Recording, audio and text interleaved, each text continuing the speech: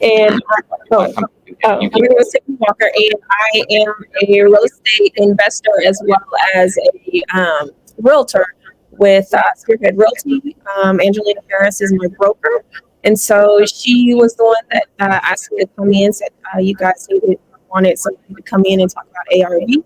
I am not the subject expert, so I will share with you guys what I kind of find when I am definitely willing to go down a rabbit hole, because I will do that and spend a lot of time trying to figure things out. Because I am a realtor, I have to be fully transparent. I do use the MLS most of the time when I am comping properties, definitely for my clients and for myself as well. When I became a realtor, my Zillow days, things like that, became a little shorter than what they are now. So, but when I got this class, I kind of jumped back on and kind of refreshed myself a little bit. Uh, just a little bit about me. I was born and raised in Oklahoma. Lived here until I was about 3, moved to Muskogee, right outside of Muskogee. So I am definitely a country girl. Be in the country, and so when we lived there, we had a lot of real estate opportunities. So my entire family, meaning my dad's side of the family, everyone, all of his brothers and sisters and their children were all involved in real estate in some form or fashion. So with that being said, we can start talking about. If you guys need to stop me at any time, let me know. I'm okay with that, and I'm not controlling the slides, but I think Faith is okay. So Faith, you want to go to the next slide? You can go past that one. About, if you guys need to stop me at any time, let me know. I'm okay with that, and I'm not controlling the slides, but I think Faith is okay. So Faith, you want to go to the next slide? You can go past that one. Okay, so I think that there are all different skill sets in this room. Some of the familiar faces that I see. Definitely, I know that you guys have been in the real estate game for many, many years. So, but this is just a brief definition of what after repair value, which is ARV, is the projected value of a property after repairs have been made to a property based on comparable properties in the area. So when we go out and look for these properties, sometimes what we see on the surface can be a little, not so much as intimidating, but can be a little false. So we really have to pull apart what we see when we go on these different websites. And so we're going to visit a few of them today, and I'll kind of show you what I'm talking about. Next slide.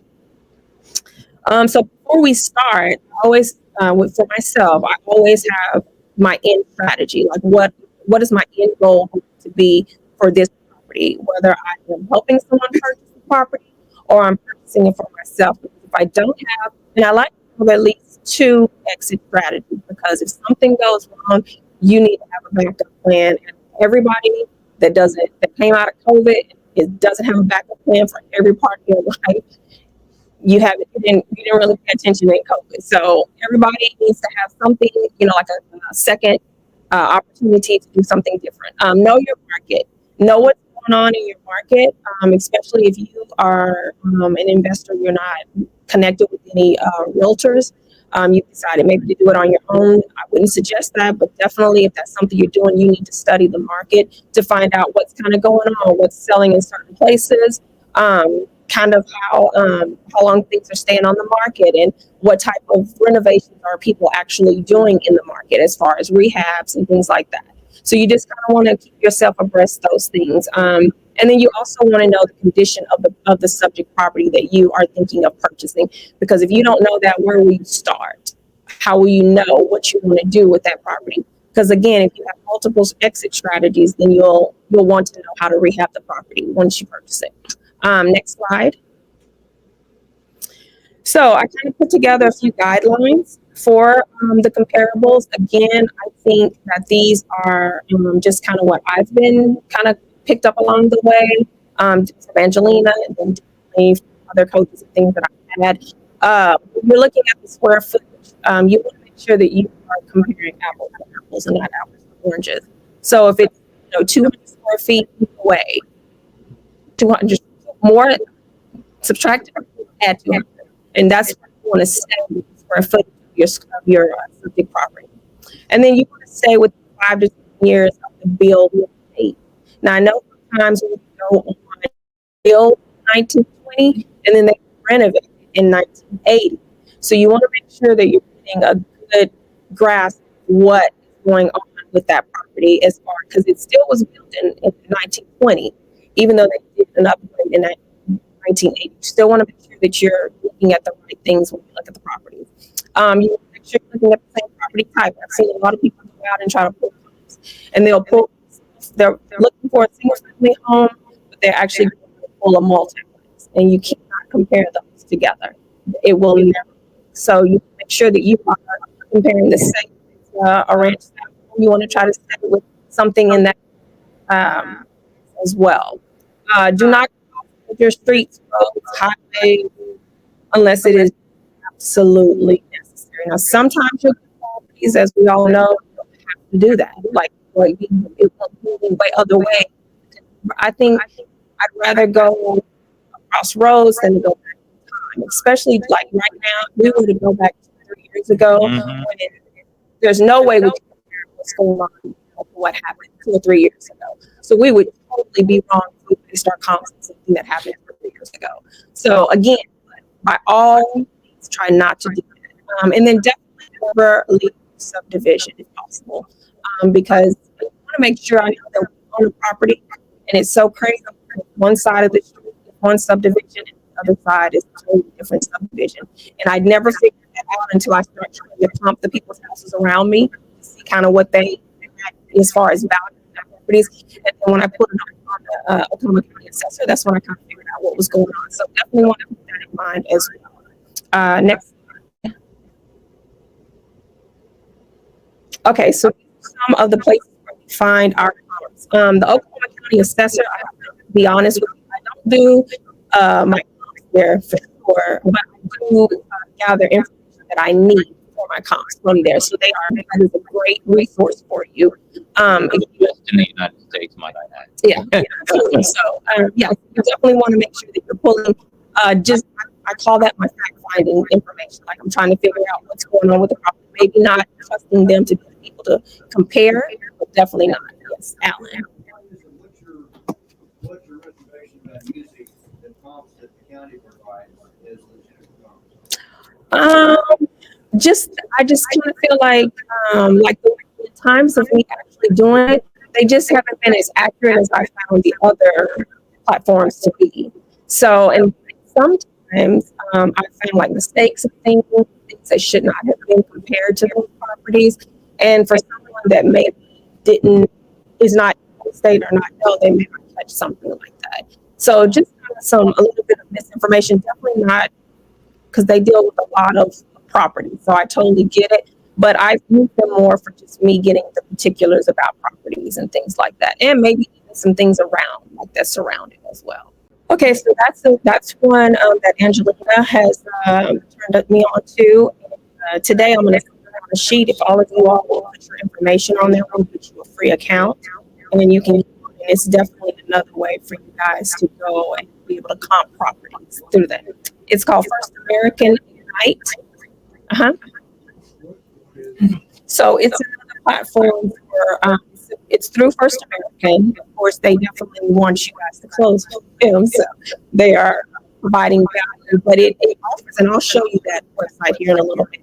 It just offers a multitude of things, so you can market there. I love the calculators that you have on there, different scenarios that you may have. So it's definitely something that I would play around with once you get signed up.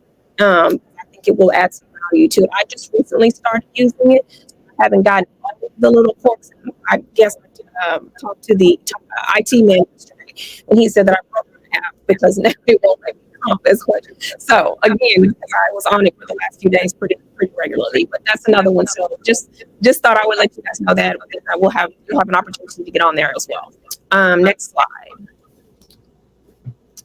So these are just some basic slides that I kind of loaded to show if anyone wasn't familiar. Is there anyone in here that's not familiar with going on Oklahoma County website? I didn't think so. Thought everybody would. Yeah. So that's, just kind of elementary. Just kind of went through some of the things we printed off or screenshotted one of the properties that I found that we've been trying to purchase or sell. I think that's the one. I can't see it very well, but anyway, so that's kind of what the Oklahoma County website looks like. Next slide.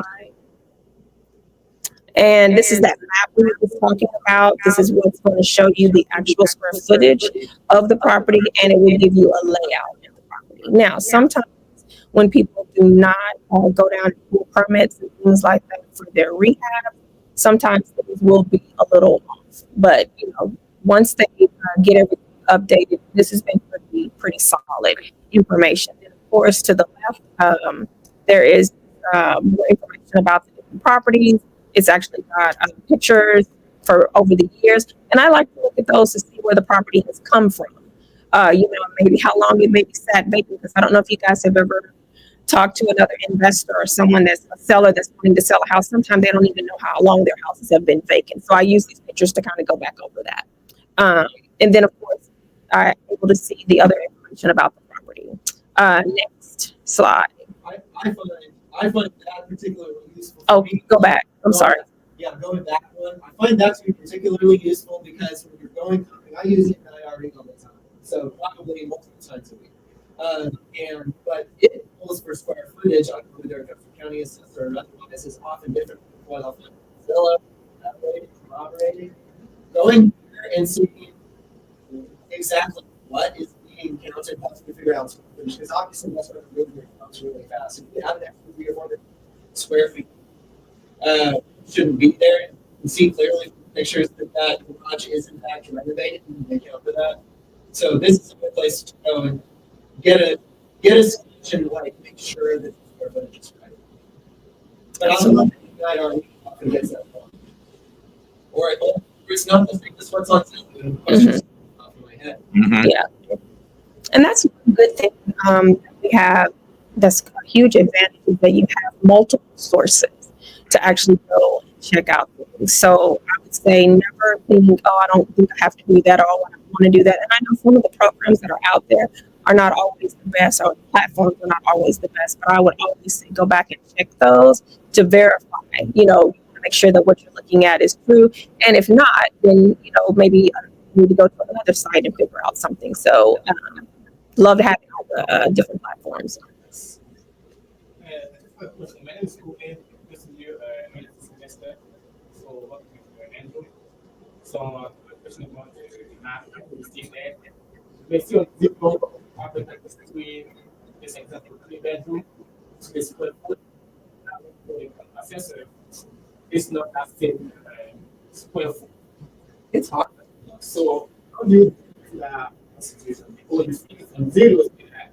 Example, 1,000 square foot. How you do that? Check it, the information, and say different lower information, lower square foot on the assessment. So how do you approach that situation? Let me just say, guys, where I make more money in my entire career is on square footage discrimination. All right. I love when I look over here and I see this and I start seeing 3 or 4 different things, because typically I'm going to look at the wholesaler, whoever's looked at it's probably comped it out at the square footage of whatever the lower square footage is. And they probably haven't taken into consideration that there's a room addition, or maybe the county assessor just didn't measure it. They just looked at it and was like, and the next 5 people that looked at it was like, it looks good enough, signed off. It was like, oh, no room addition. All right, next. And so who knows what happened there? But I guarantee you, I have made about $250,000 a year in square footage discrimination. I'm not just where I've got to go in there and do it. I've had to go in even further, and I've paid, I think it's $150 to $200 to have a professional come in and measure the house. And I've had to do that on 2 or 3 different times. And every single time I've done it, I've made a lot of money. There's one house I looked at, and it was like 980 square feet, and I bought 2,000 plus square feet of flooring. And I was like, my carpet guy screwed me. And I went over the tape measure, and I was like, oh, the county was wrong. So it made me feel a whole lot better, because then I made a lot of money on that. But at the same side, the ceilings went at an angle like this. So I thought I had about 2,000 square feet of flooring, but I only got to count 1,500 of it, because after, I think it's 6 feet, or 6 or 7 feet where the ceilings do what? It's got to be above 6 feet down for a full square footage. Above 6 feet. So at the 6 foot mark, anything below that didn't count as square footage. So even though they converted the attic and they added in all this extra square foot, it was this long piece that went all the way through. I only got to count 6.5 feet wide, even though it was like a 15-foot wide area, because the ceilings went down at an angle. So anyway, I made money on that one. I made quite a bit more money on it because it went from, I think it was like 900 to 1,500, but I thought it was going to go 900 to 2,000. And I didn't get to count the rest of that square footage. So, but guys, I've had that happen to me multiple times. So when you go buy a house, I suggest you go grab a tape measure. It's just standard practice in our company now. Grab a tape measure, run around the building real quick, do the math real quick, and see what square footage you have there. Because it happens on a regular basis where the county's wrong, where whoever's wrong, somebody measured wrong, that did an addition. One of my best ones was it had a basement in it, but it had a door. So the basement actually counted as square footage, and that was 800 and some odd square feet extra. And then while we're down there, we found a bathroom, and that was a good day. That was a really good day. Yes, sir. Is that something that you could ask a home inspector to do for you as part of the inspection, or where would you do that? You probably could have a home inspector do it. They could have the appraiser do it and look at it and have it measure it, but they're going to have to send that out to a professional person. There's a person that has all they do is they're certified. You have to have like certifications in measuring houses, I guess. But I think it was like $150, $200. Your appraiser or your realtor should be able to find somebody that can do that for you. Mm-hmm. To answer his question, I would say we normally give preference to the county sketch because you have actual measurements. Yes. We always verify when you go out to the property. Yes. I'm just like you. I mean, I've bought a lot of houses from wholesale and said, oh, it's 1,800 square feet. You get there, it's a garage conversion. It's 1,400 square feet. Like, yeah, we have a deal. Yeah, absolutely. I don't understand how you make money not like cash, but that you're Do I know? doesn't understand like they're not making any money. Like you're getting the increases. That's how you're making. Oh, yes. Okay. Yes. Yeah. So go ahead and say that again. I just wanted to make sure that everyone understood how he's making the money. He said, I make a ton of money through the square footage. Does everybody understand how he Yeah. made it? Okay, I didn't know. Wanted to Just make the sure. value of the house is worth Yes. more money because it has more More square square footage. And so, I was in the house. I don't think we were in the house later. That house. It was the upstairs and had this basement. And when you went down the basement, wait a minute, there's a big glass wall here. There's sliding doors. And you go around the house and go, oh wow, this is a patio. Yeah. House, I didn't even know. yeah, I think the basement like a basement. So I mean, we didn't notice it. So I went to the little church, and they were like, I said, hey, there's something behind all this junk. I think it's a patio. "Yep." Made up for the fact that they stole my hot water tank, the dishwasher, all the appliances, and the well out of the house. That extra square footage made up for it. Okay, livable square footage is any base, and so a basement don't count unless you have access, unless you have an outside door. So that's why sometimes you'll see like somebody will put like a basement door and then do like a stairway coming out of it. That's so they can consider that downstairs as livable square footage. We don't do it a lot in Oklahoma, but a lot of other states do. So that you have to have that. It has to be over 6 feet of ceiling height.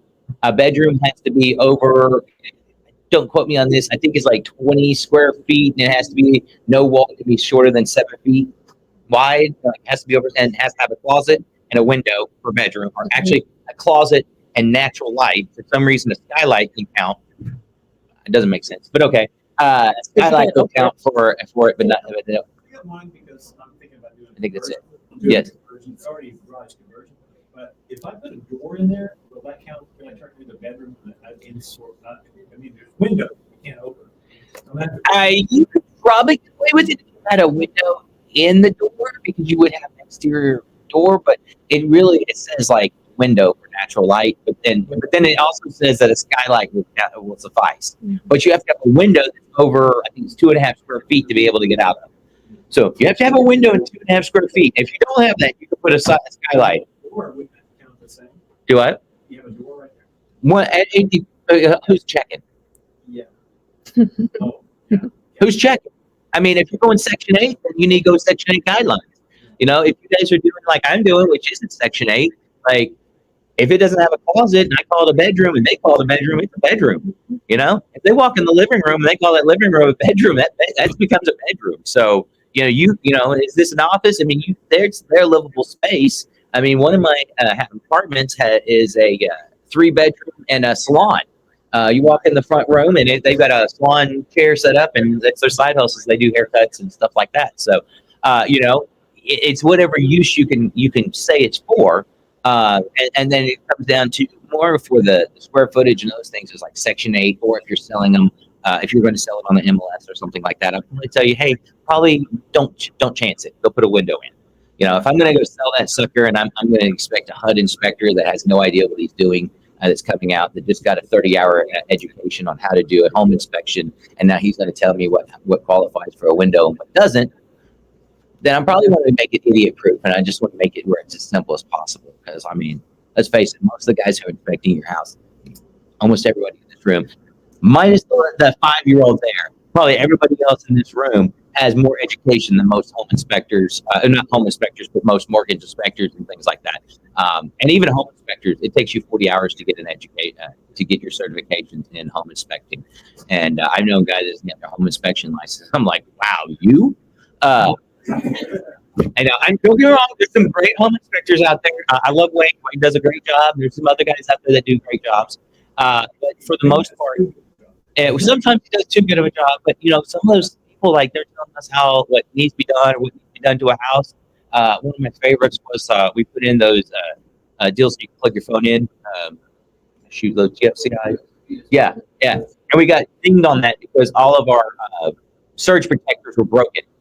And we went back and forth, and we actually had to send them and be like, look, this is what it is. Like, I don't think so. And he's like, all your stuff was broken. And so we've had stuff like that, just like your prongs. If you put a 2-prong plug in there, and they're going to look at it and be like, oh, it's missing. But if it isn't, then they put this big report about how it's missing grounds and everything's going to burn down because you have an open ground and you plug in. So, you just got to sort of idiot-proof your houses. It's been there for 100 years. It might last another 10 or 20, 50. If knob and tube wire was going to burn down, most of Oklahoma will be burning on fire right now. So, I mean, it's been good for this amount of time, but also today it's going to burn down. So, you guys just have to, back to what you're saying, what is your use of the property? Before you get started, what is your use? And she says 2, I want 3, 4, 5 exit strategies as much as possible. That's one of the things I don't like about commercial and multifamily is because you don't have the exit strategies. I can't turn that 28 unit into condos and sell them on, I just don't see that working over there. You have to lower the rent or go Section 8, or I can't sell them. I mean, if I sell them, I'm going to sell to another investor. And you guys are cheap. I want a deal. I don't know what your problem is. So multiple exit strategies. So back to your thing about your closet or your door, who's using it, right? Like if you're going to be renting it out to some dude that's, whatever, then probably not going to. But if you're going to be Section 8ing that room, or if you're going to be, doing something that she's talking about with the Homeless Alliance or something like that, then they're going to come in and they're probably going to just a little bit extra. And you're going to need to find out before I go in to buy a house, if I'm going to go do Homeless Alliance, or if I'm going to go do, what was one of the other stuff? Catholic Charities, or some other programs that are out there.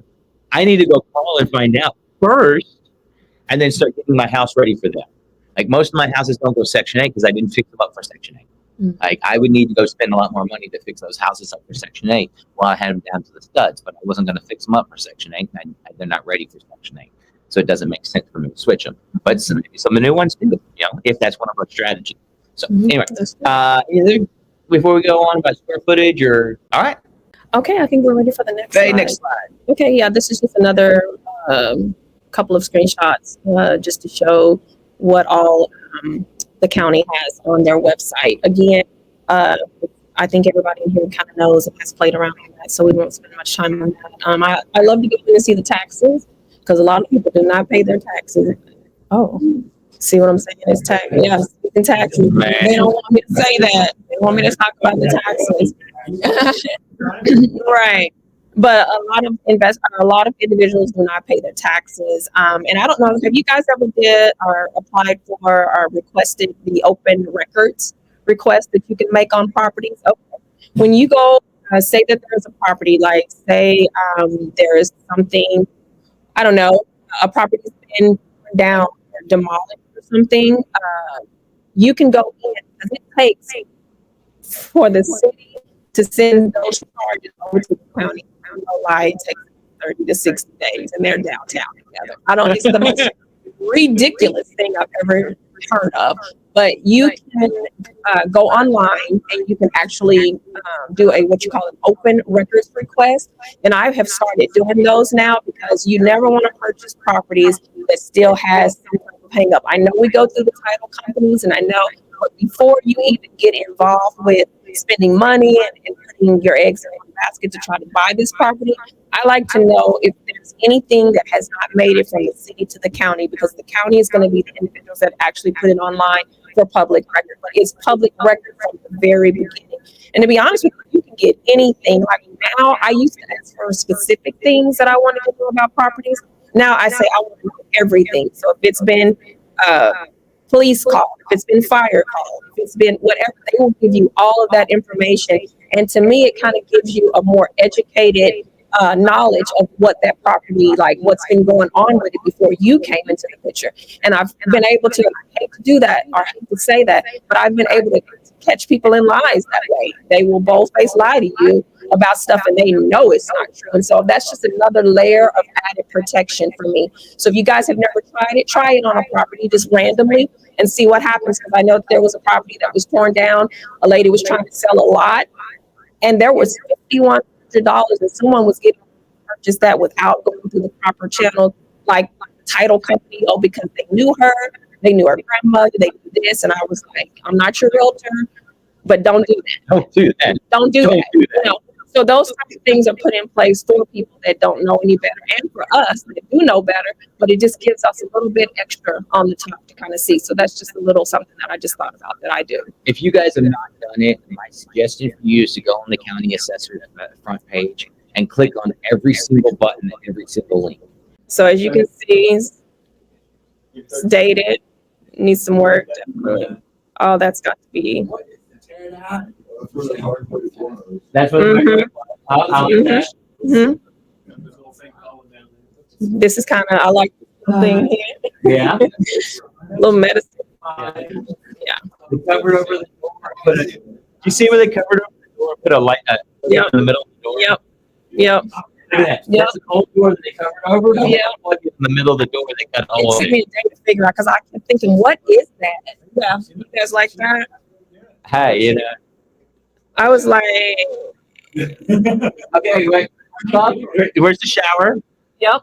No shower. We're Shower. gonna have to demo that shower. All right. Yeah, you can see it. It looks like it's up here. Like, yeah, right up here. All right, guys, let's play a Look at game. this. Okay, let's Towel look into this. What's the rehab gonna be? All right, For what? for this. What is the goal? Okay, Yeah, what's the goal? what's the goal of this property? Let's say just to get into the ARV, the 120 ARV. What would you have to do to get this property to the set what they're asking for the property? How much money would you have to put into it just to get to the asking price? It's truly not 14 feet, or is it like 14 because the garage? It's got to be at least let's say 1,100 square feet. It's not that much. You got the garage conversion, which is at least 200 square feet. The council says it is, yes. Yeah, Mhm. so probably 1,100 square feet. It's only got a dryer. Yeah. Well,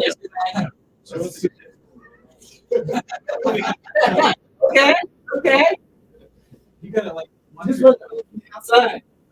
you want a water hose in and put a water hose out. Mhm. Okay. Oh, it does. Yep. Breaker panel, so we got a breaker panel. Yes. Yes. Mhm. What's the odds? It's a 100 amp breaker panel. We're gonna still have to upgrade it to a 200 amp. Yeah. Okay. Let's keep going. Yeah. Beautiful. Beautiful.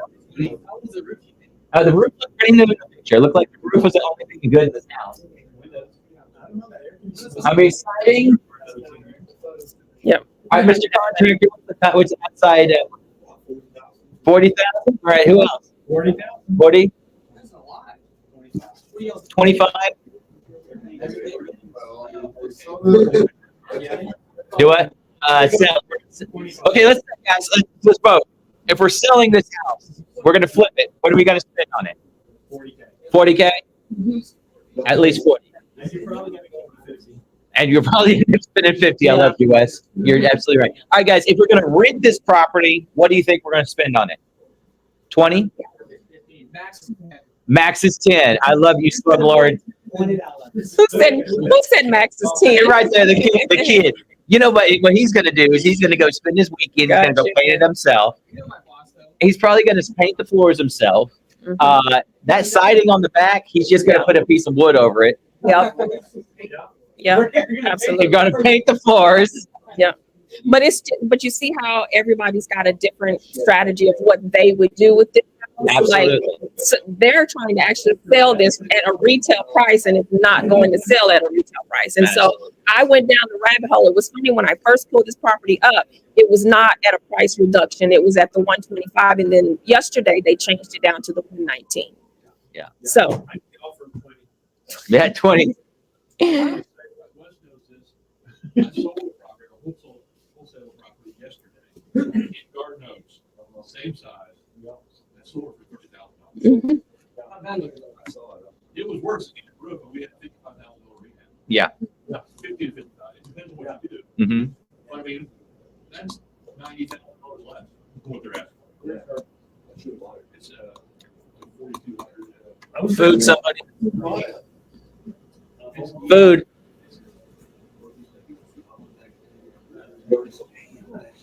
So, all right, guys, let me ask you this. What do you think you're rent for?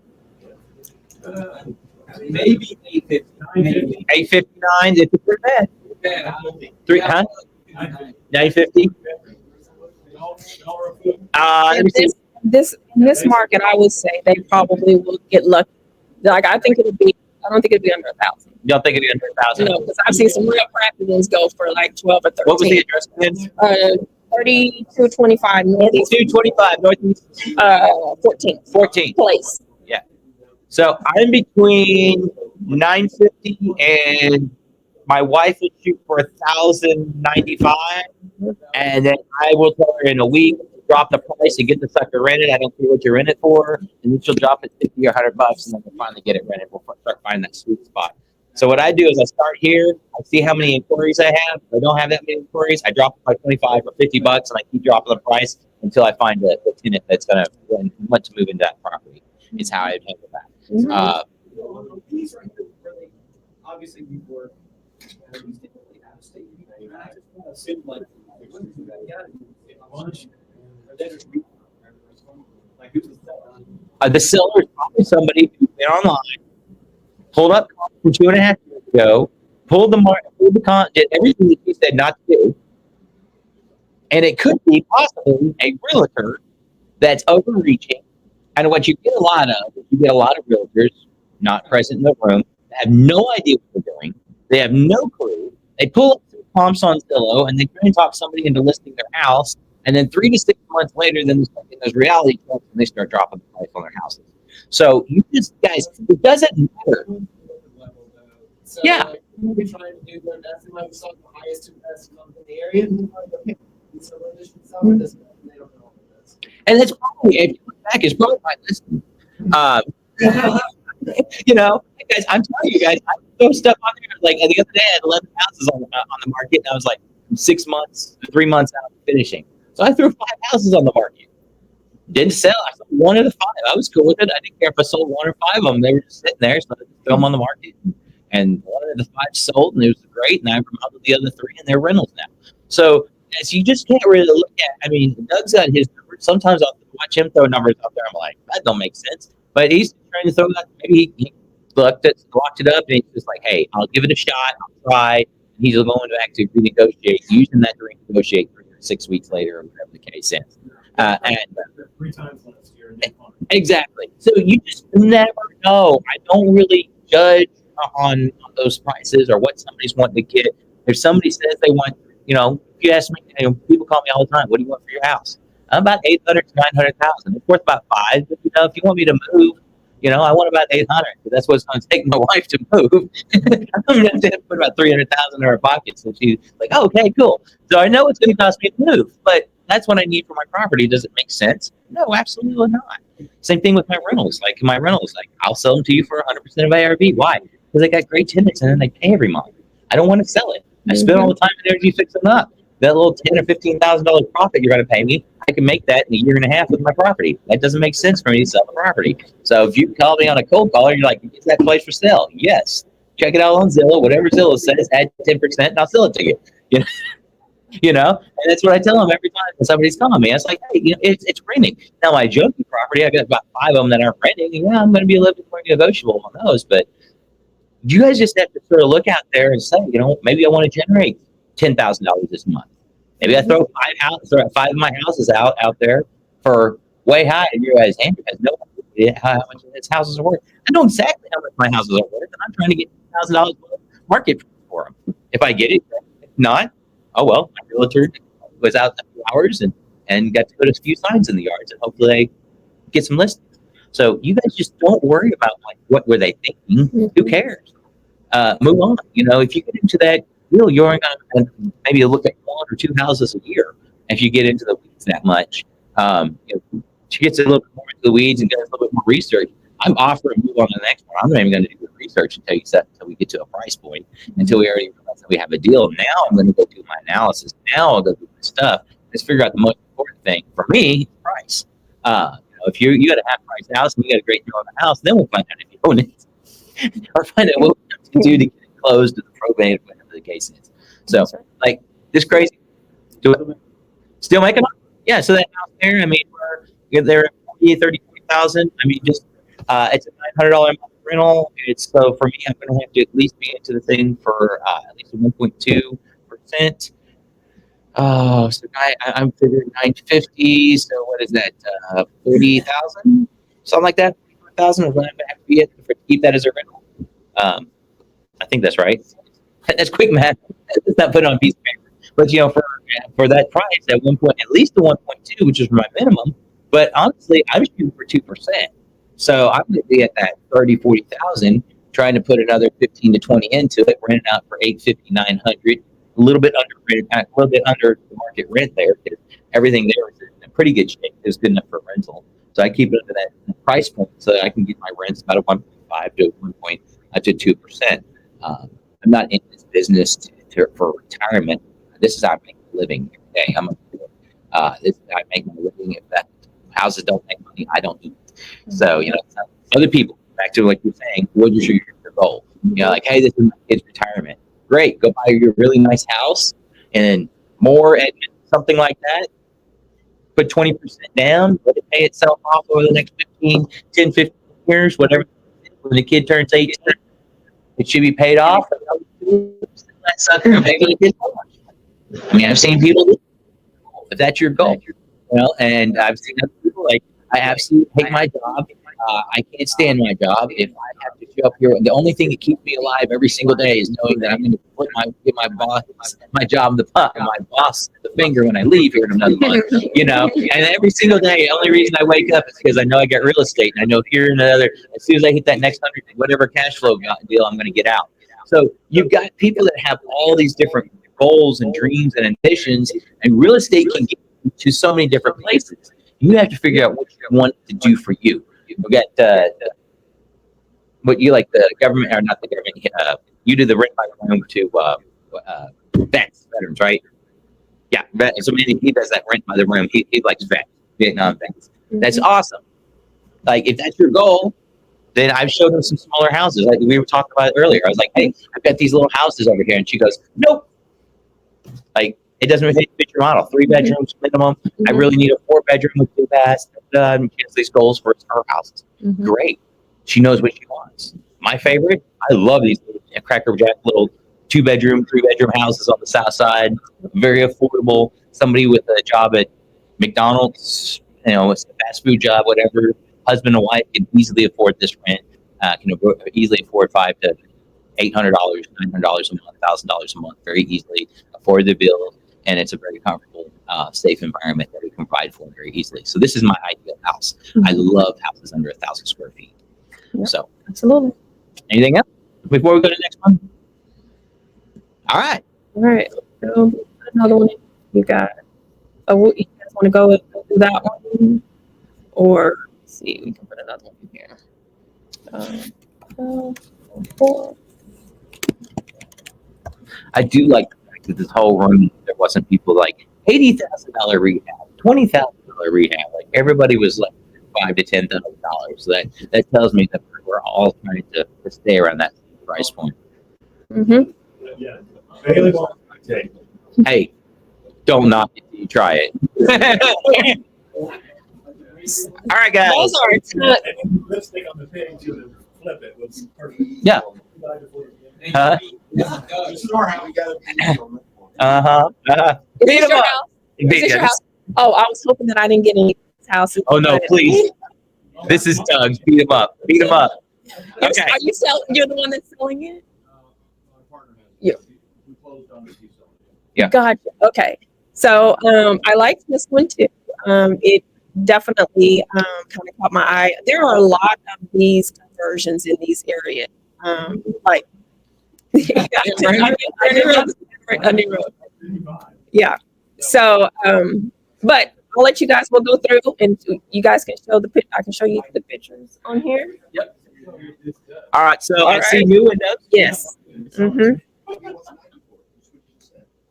Yeah, 89. You have to put windows in this one. You're Mhm. halfway there.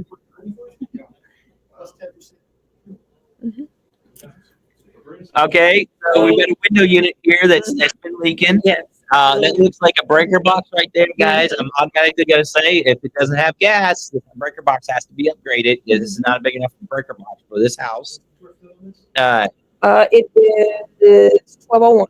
That is a 60 amp box. So I'm just going to tell you right now, it's a 60 amp box just by looking at it. I'm going to assume we're going to have to replace this box or upgrade it, especially if it doesn't have gas. Now, for me, back to everybody else's things, when you're looking at a house, first thing I want to do is rip the gas out because I don't want to deal with the gas company on especially on my long-term rentals. I hate the gas company. I do not have all day to sit around and wait for them. And then have them come by, stick a note on the door while I go to the bathroom and then run off so they don't have to come and turn my gas on. And then have them come back another week. And I've had them take a month and literally had to pay a guy $200 to sit around and wait for the gas guy to get there. He didn't get there till 8 o'clock that night. And it was an all-day appointment. And we almost went to take shifts over there to get this gas turned on at one point in time. So they just and then they're just a pain in the butt. If it's a leak or if it's not up to code, well, they change their codes all the time. They upgrade their codes all the time. So just because they turn the gas on this year doesn't mean they're going to turn the gas on next year. And so with tenants moving in and out all the time, now gas in my personal home absolutely is a must. In my rental properties, it's absolutely a must. But out of all my houses, most of them don't have gas. Most of the houses that I'm getting need a new hot water tank, need a new stove, need a new heating system. So it's pretty easy to turn around and upgrade these to 200 amp. So my goal, my thing is, if I'm going to spend $1,500, I'm replacing the gas. If the gas costs me $1,500, I'm replacing it to all electric. Mm-hmm. So if I'm going to spend at least $1,500 on the gas, that means hot water tank, there's $500, $600 right there. Mm-hmm. It needs a stove, that's $600 right there. And then it's probably going to need a pressure test. And if I go over there, I fill it up, and it goes over. My guys, and I got to go call it, go put a bigger box on this thing. It's just not worth it. That's my opinion. Other people are like, hey, houses have to have gas. My tenants require gas, and my tenants want gas. So you guys have to look at what you know your product once again. So for me personally, when I'm looking at these numbers, when I see this, first thing I look at, the breaker box has to be updated. Mm-hmm. Go ahead. So she said she liked the house. Yes, you're saying she likes the house. No, this one just kind of. Yeah, go right. Walk us through them. This is your house. Walk us through. Yeah. Does it have gas? No gas. Okay. Pink shower. Yeah. So for me, I'm going to gut that. I'm just going to rip it all the way out, rip out all the tile, and I'm going to replace all with white tile. I'm just going to do the tub surround. Mm-hmm. That's what I'm going to do. Simple. Okay. So as gas, there's your gas heaters and gas furnaces. Mm-hmm. Is the meter gone at the back? Has it been gone for 6 months? So that's your cue, guys. If you want to, call the gas company, ask them if the gas has been off for more than 6 months, and ask them what it's going to take to get the gas on. If they say gas pressure test, then go back to, you don't have to go hire a plumber to go do this. You go get the part yourself. You go get an air compressor. You go hook it up. You fill it up. If the thing starts leaking everywhere, then you're going to have to go start spending some money. Go hire your plumber at that point in time, and then go hire your plumber. Go pull a gas pressure test, which could be anywhere from $150 to $500, just depending on who you're hiring and what they're doing. Yes, sir. Okay, on upgrading the electric on those? Yes. About what's it costing you now? Because I know. About $3,000, I'd say, and then plus whatever, say 150, 100 to 150 per device. So for us, we're putting cove heaters, so that's $150 per cove heater. So we put one in every bedroom and one in the living room. So that's going to be, for this is 3. So that's, I'm going to say, probably about $500 in extra stuff there, and then another probably $200 in wire to go run a new line for the stove, another one for the hot water tank. So we're probably going to spend an additional. So I'll probably get it done for 30. Let's say probably about $35 to dollars I'm going to spend on this house to do what? Plus the appliance. That's just the wire, all that plus the appliances. Thank you. So that's just to that's just to do the conversion to actually replace the appliances themselves. Mm-hmm. Yeah. It does not include the wall units. No, does not include the wall units. 150, set that up. Yeah, that's the wire and to go run it. Once your electric, go run it. Handyman, go run that. That's something. I might have you. Huh? Yeah, you should not have your handyman doing that, guy. You could, you shouldn't, but you could. You should, but you could. You will definitely get in trouble for that. You know, I might have him change out a light fixture or two, do some light plug-ins or something like that. I try and get my licensed guys to go run all the wires and do those kind of things. So for my guy, he's going to come in. I'm going to have him pull the permit. I'm going to have him go put a new breaker box. He's going to put it on the outside of the house. Because more than likely that breaker box was in the bedroom. You cannot have a breaker box in the bedroom anymore by code. So typically what he's going to do is he's going to go take that breaker box that's on the inside. That's now going to become a junction box. That breaker box becomes a junction box. They put another box on the outside. They put in the new breakers. We get all the permits pulled, and then we'll have them come back and do whatever needs to be done. Yeah. So Andrew asked earlier, what is something that you knew now back then? So when you guys started renovations, it seems like you all have a lot of experience. Definitely the eye, you're looking for certain things when you look at different properties that need to be updated. When I first started out, it really did. It kicked my butt because I didn't know what I was doing. My dad was a jack of all trades, but he did it his own way. Mm-hmm. And over time, throughout our rental career, my dad was the maintenance guy. He would go in and fix stuff. Sometimes it'd be cool, sometimes maybe not, but he always fixed it the way he felt it needed to be fixed. But he was always good at stuff. So I started having, I finally decided to have, they always say 3 different opinion or estimates done on properties, right?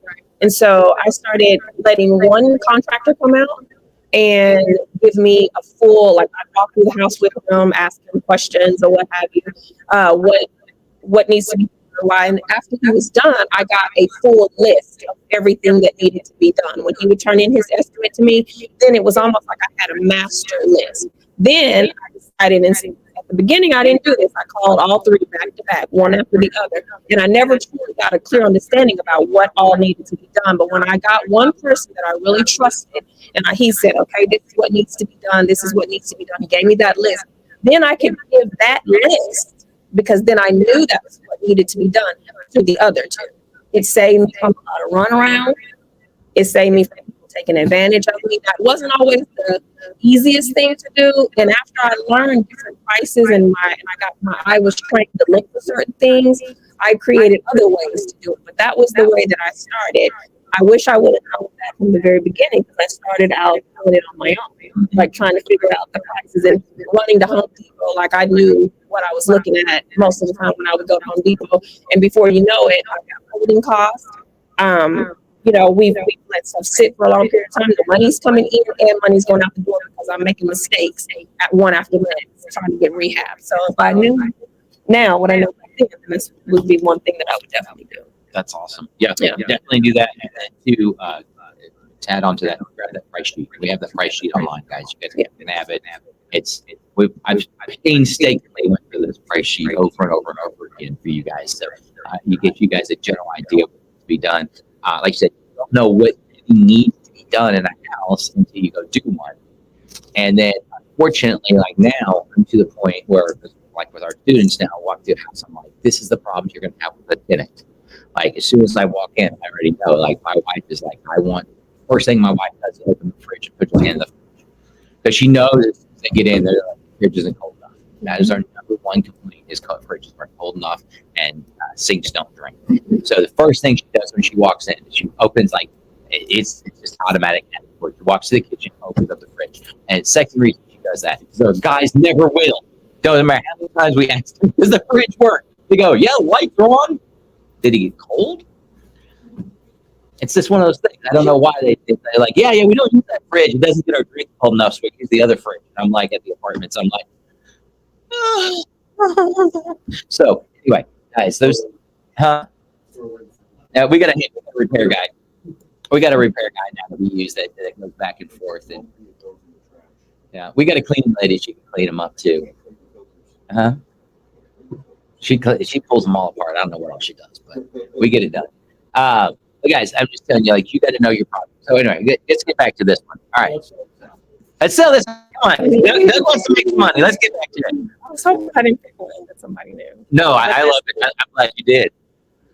I'm going to tell you guys, if you look at 4 or 5 houses in this room, one of them's going to belong to somebody in here.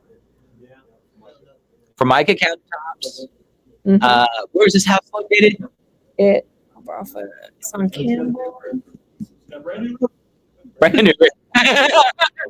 What's the cross street for this house? What's the two cross streets for this? It's over. Northeast 36. Yeah.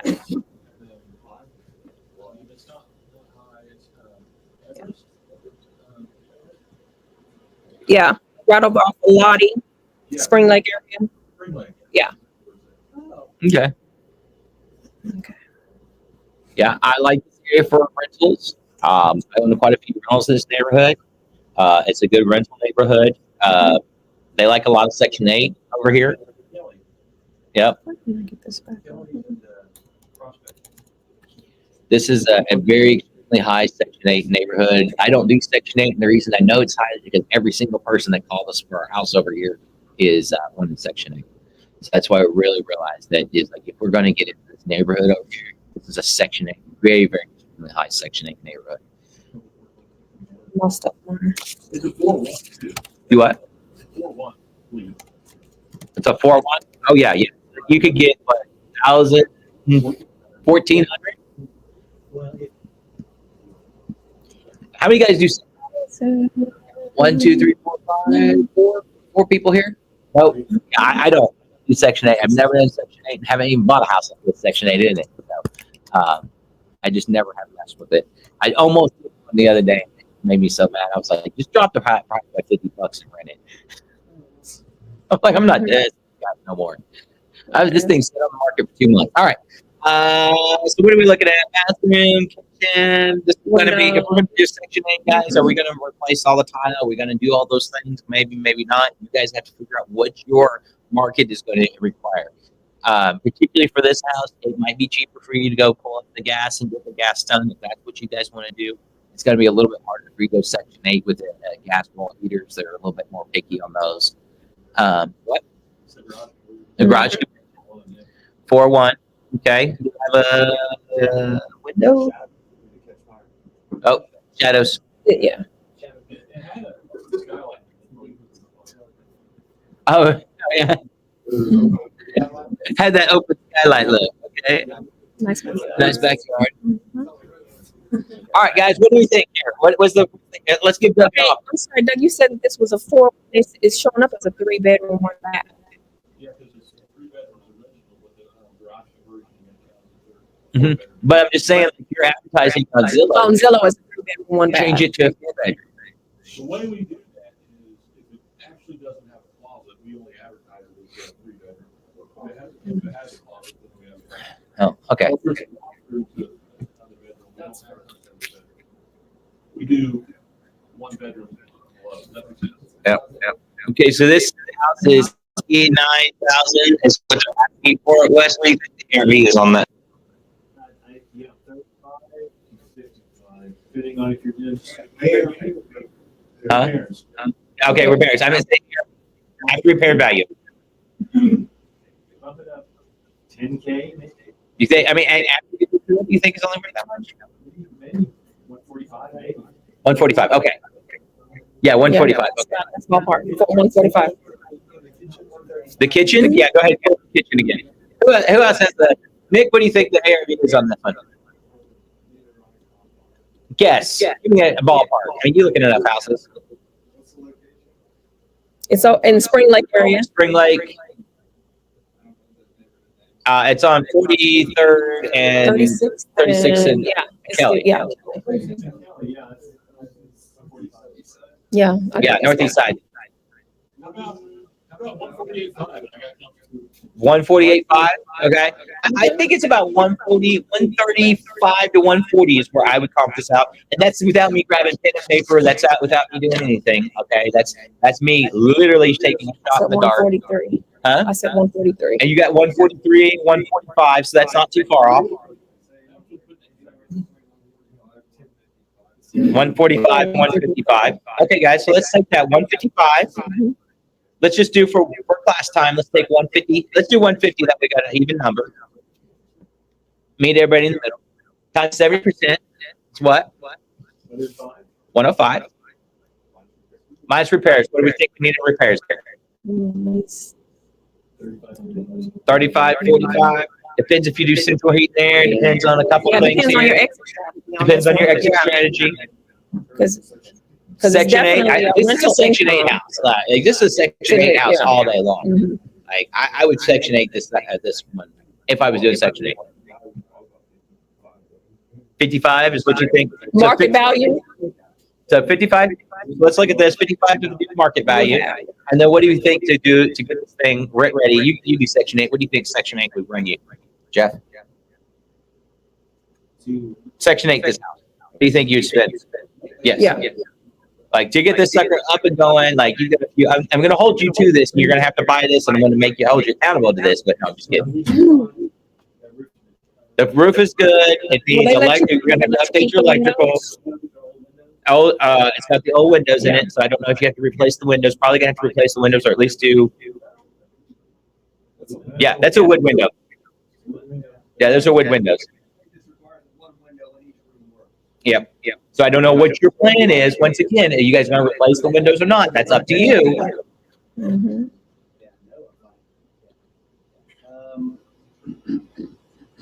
I already have 8,000. Okay, 38. We got 38 with HVAC.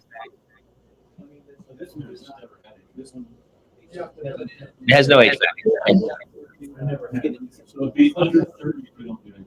Under 30 with HVAC. Yeah, you guys spend about $7,000 to $8,000 on HVAC. So that's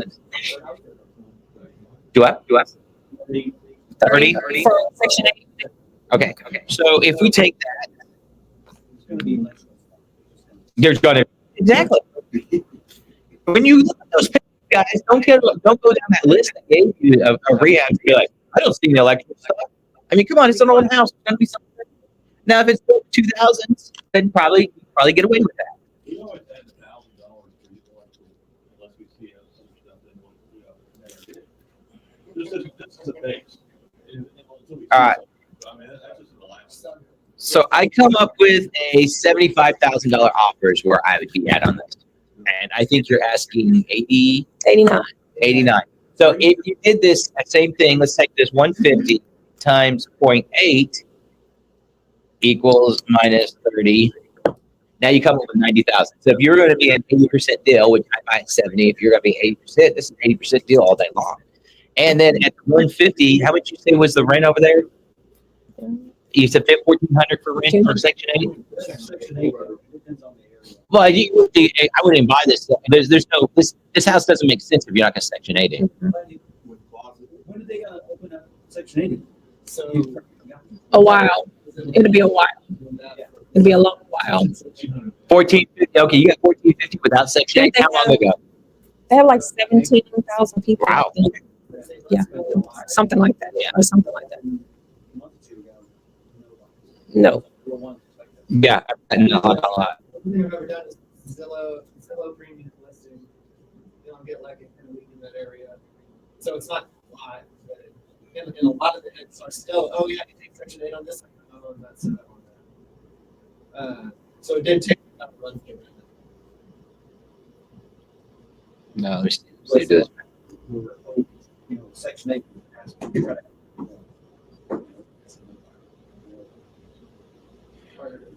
Well, and what I also realized too, or started looking at it, I was talking to Dakota the other day, and I was trying to rent out my apartments, and he was like, "Well, it's the percentage they bring."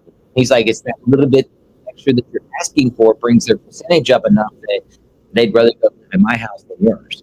And he's like, "Unless you have an extra bathroom."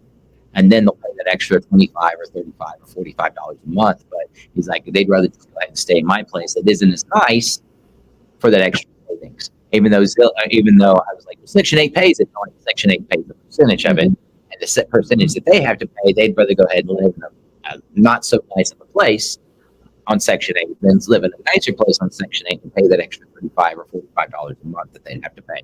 So anyway, it's just, well, and then if you buy it at 150, if you buy it at 105, then if you're all in, if you're the 105, that's $150,000 ARV. That means you should be into it for the 105. If you're buying it at the 70% rule, and if you do that, divide by 14, not 14,000, 1,400 divided by 5 comes to a 1.3. So a little bit 1.3 deal. So not quite the not quite what you went, but pretty close. But that's the problem that you start coming into with some of these nicer, bigger homes. You guys start buying for appreciation, start buying for other reasons other than just cash flow. That's the reason I'm typically buying these smaller houses, because they cash flow really well. I was going to try to find some pictures of one that I have right now. I'm getting ready to do, and I was going to show you guys how it looked. All I'm saying is bring me over with 8 from it, and if it's a lockbox, we'll get to that. All right, there you go, guys. $8. I'll give you 80. I'll give you 80. I'll give you 80,000 pesos. You heard it. 80,000 pesos. That's pretty good. Yeah, 80,000 pesos are 20. Oh, I always find it funny whenever I pay Faye, because I pay her like 200,000 yen or something a month. I forget what it is in her currency, but baht or something. I pay her like a lot, and when I go, I'm like, wow, that's a lot. But the currency is a lot different. Oh yeah. No. Thailand, Philippines. So I don't know. The Philippines, yeah, I don't know what. But yeah, if you guys ever go to another country, pull up your ATM balance and go look at it, and make you feel really good. I'm telling you, I did it in Mexico, and I was like, oh, that's cool. Then I went to Philippines, and there's like 2,000 to 1, 3,000 to 1, and I like pulled it up, and I was like, I saved that receipt. I didn't have that much money, but I had millions, whatever it was. All right. I'm going to try to find one that I'm getting ready to spell. How can I? Do I have to? Because I don't want to run across anybody that anybody might know. Oh, well, yeah, everybody knows everybody here. I'm going to tell you, it's the real estate world, like, everybody knows everybody. And if you don't, you can probably ask one person or one or two people, and they know them. Yeah. Well, I mean, guys, and I get it. I'm not going to lie. I get calls from lenders. Hey, do you know so-and-so?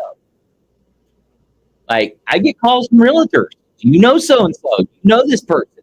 I'm like, I know of him. He has a good reputation. And I've said that to people. I'm like, I haven't heard anything bad about him. And I don't know him personally, but I know that he has a real estate group, a podcast, whatever they have. And I was like, I think they would be decent, but I honestly can't tell you for sure that I know them. But you guys will burn people in this business. Your name is out there. People know. And guess what? The thing about real estate, most people in real estate aren't in today and out tomorrow. Real estate's a long-term investment. You're in here for the long haul. And so, like, you're going to run into people 5, 10, 15 years from now over and over and over and over again at different events, at different meetings, at different closings. Just what's the proverb say? Be careful what you say. Be careful what you say, for a bird may hear, and your slander or something like that. Just be careful what you're saying. Be careful what you're doing. Be careful how you treat people, because you never know. Like that.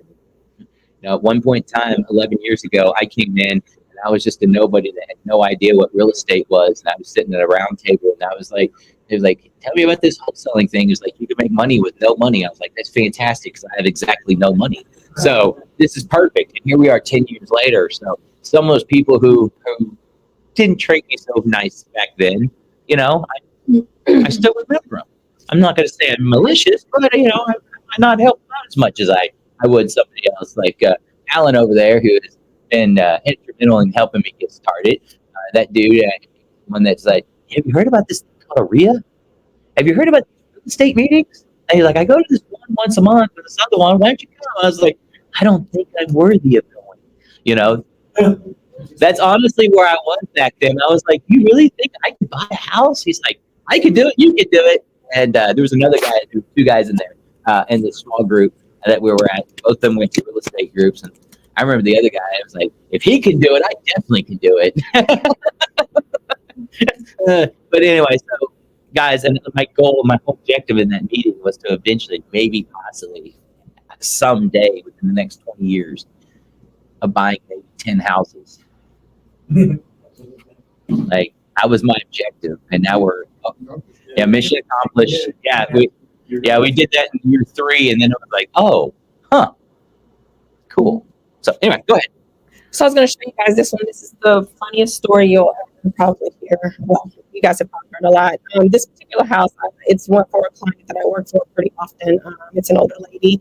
Excuse me, and unfortunately, she doesn't always take care of problems like she should. Her house is served all the time. And so anyway, when they get really, really gross and nasty, it's like this right here. This is actually the house. One of the houses. And you can see somebody's done a real good job on this. Is this this is I'm sorry. Was this a leak in the house, or was like no, this squatter removal. Squatter removal. So this is the funniest thing. I'm going to show you 2 sets of pictures. You guys make a note of what you're looking at here. Okay. So you see all of this is out. This is the actual living room here. This is located a few blocks over from the VA hospital, VU medical complex. Okay. Did they keep copper out of it? They got everything. Okay. Everything. So they did here. I just want you guys to know they didn't stay in so much time in the attic. What they did is they kicked up the sheetrock down so that the copper and not get dirty. Mm-hmm. So this is what they do when they go through and they just go attic, or your sheetrock through the floor. It's funny to say that. That way they can just get to the. That's why I asked you the first thing when I see this, guys. When I look, this is where my mind goes. When I see this, is there a roof leak, or is somebody kicking it in? As soon as she said somebody kicked in, is the copper there? And she said no. So when you guys are looking at pictures and you're over, do what? Yeah. That's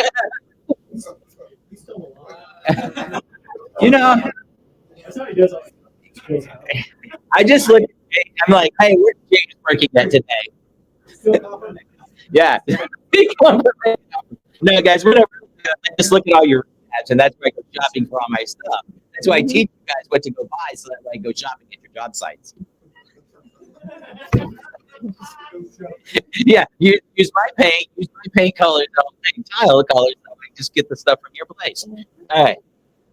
So they really did a real good number. They did a good number on this one. They hooked this one up. Oh my goodness. Like this, and this house has been like this for years. For years. For years. Guys. This is what you guys are driving down the road. You're like, oh, look at that nice house. This is what it looks like inside. Mm-hmm. And this is a solid house, nice big corner lot. It had a new roof on it. She had put a new roof on it. So yeah. So she just left it empty for too long, and somebody came in. Yep. I think it may be getting ready to hit the market here soon. I think it's hold on just a second. Hold on just a second. How much before it is? Sorry. How much before? I mean, look, this is Hey. nice. So this is the garage. This here, the person has actually set up shop here. You can see all of Got a motorcycle here. Nice chair. This is their bed. That's the other side of the kitchen. That's a beautiful. I mean, you need to live where you work. This is the other side from the other side for the living room area. Okay, that's another one.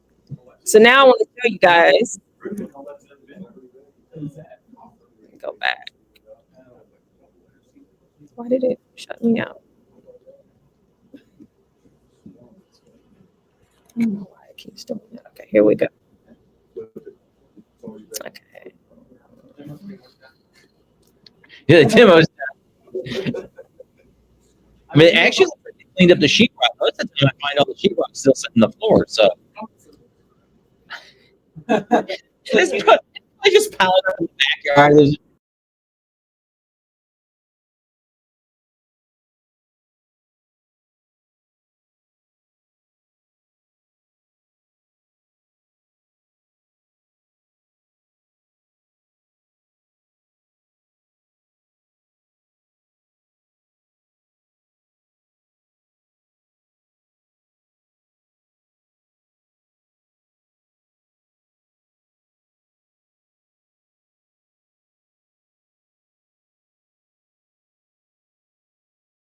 Up.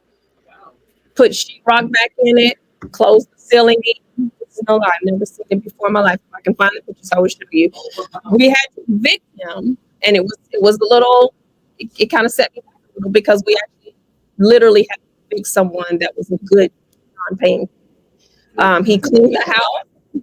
He cleaned the house. I'm not sure if he was the one that tore the house up in that, got it in that state, but he definitely tried to put it back the way. And he had a full blown living room area. It was nice and tidy when we went in with the sheriff.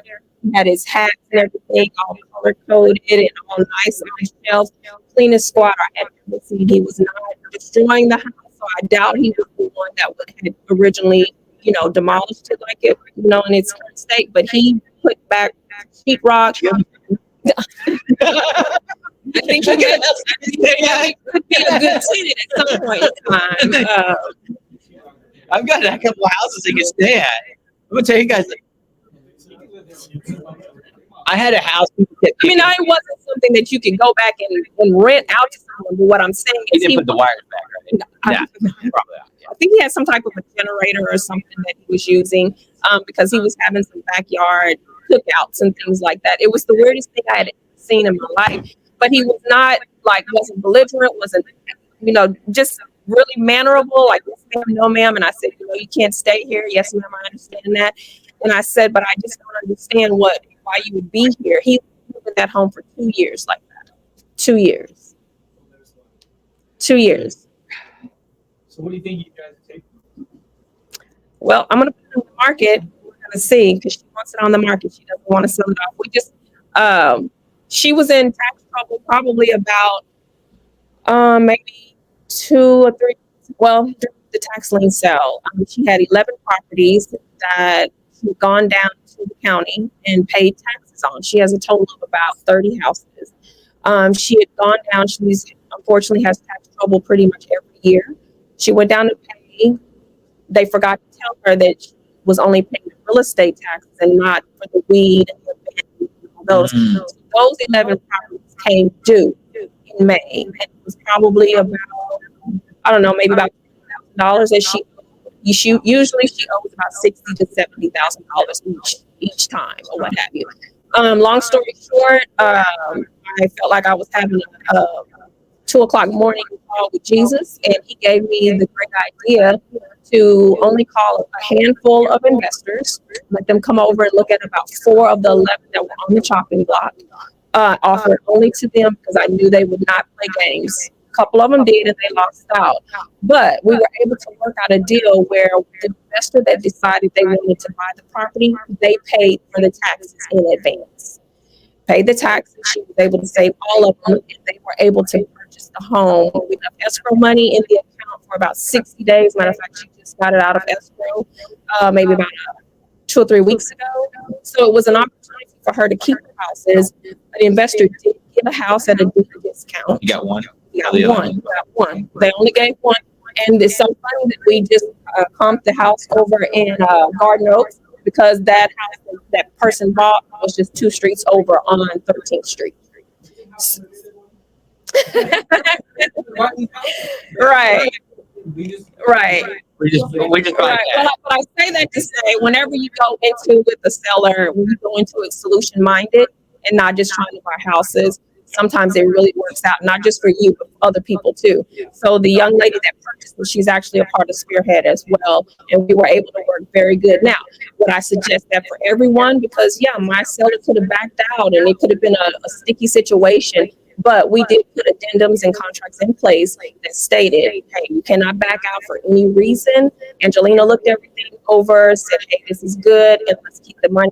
And we left extra money in escrow for that 60+ days. So there are always ways. If you just look at a situation, there are always ways that you can help one, the community that you're serving, and yourself as well. Because I mean, like personally, it's business. I understand everybody has to feed their families in this room, but there's always solutions that we can help people, and not just always trying to look for the deep discounts for our own selves.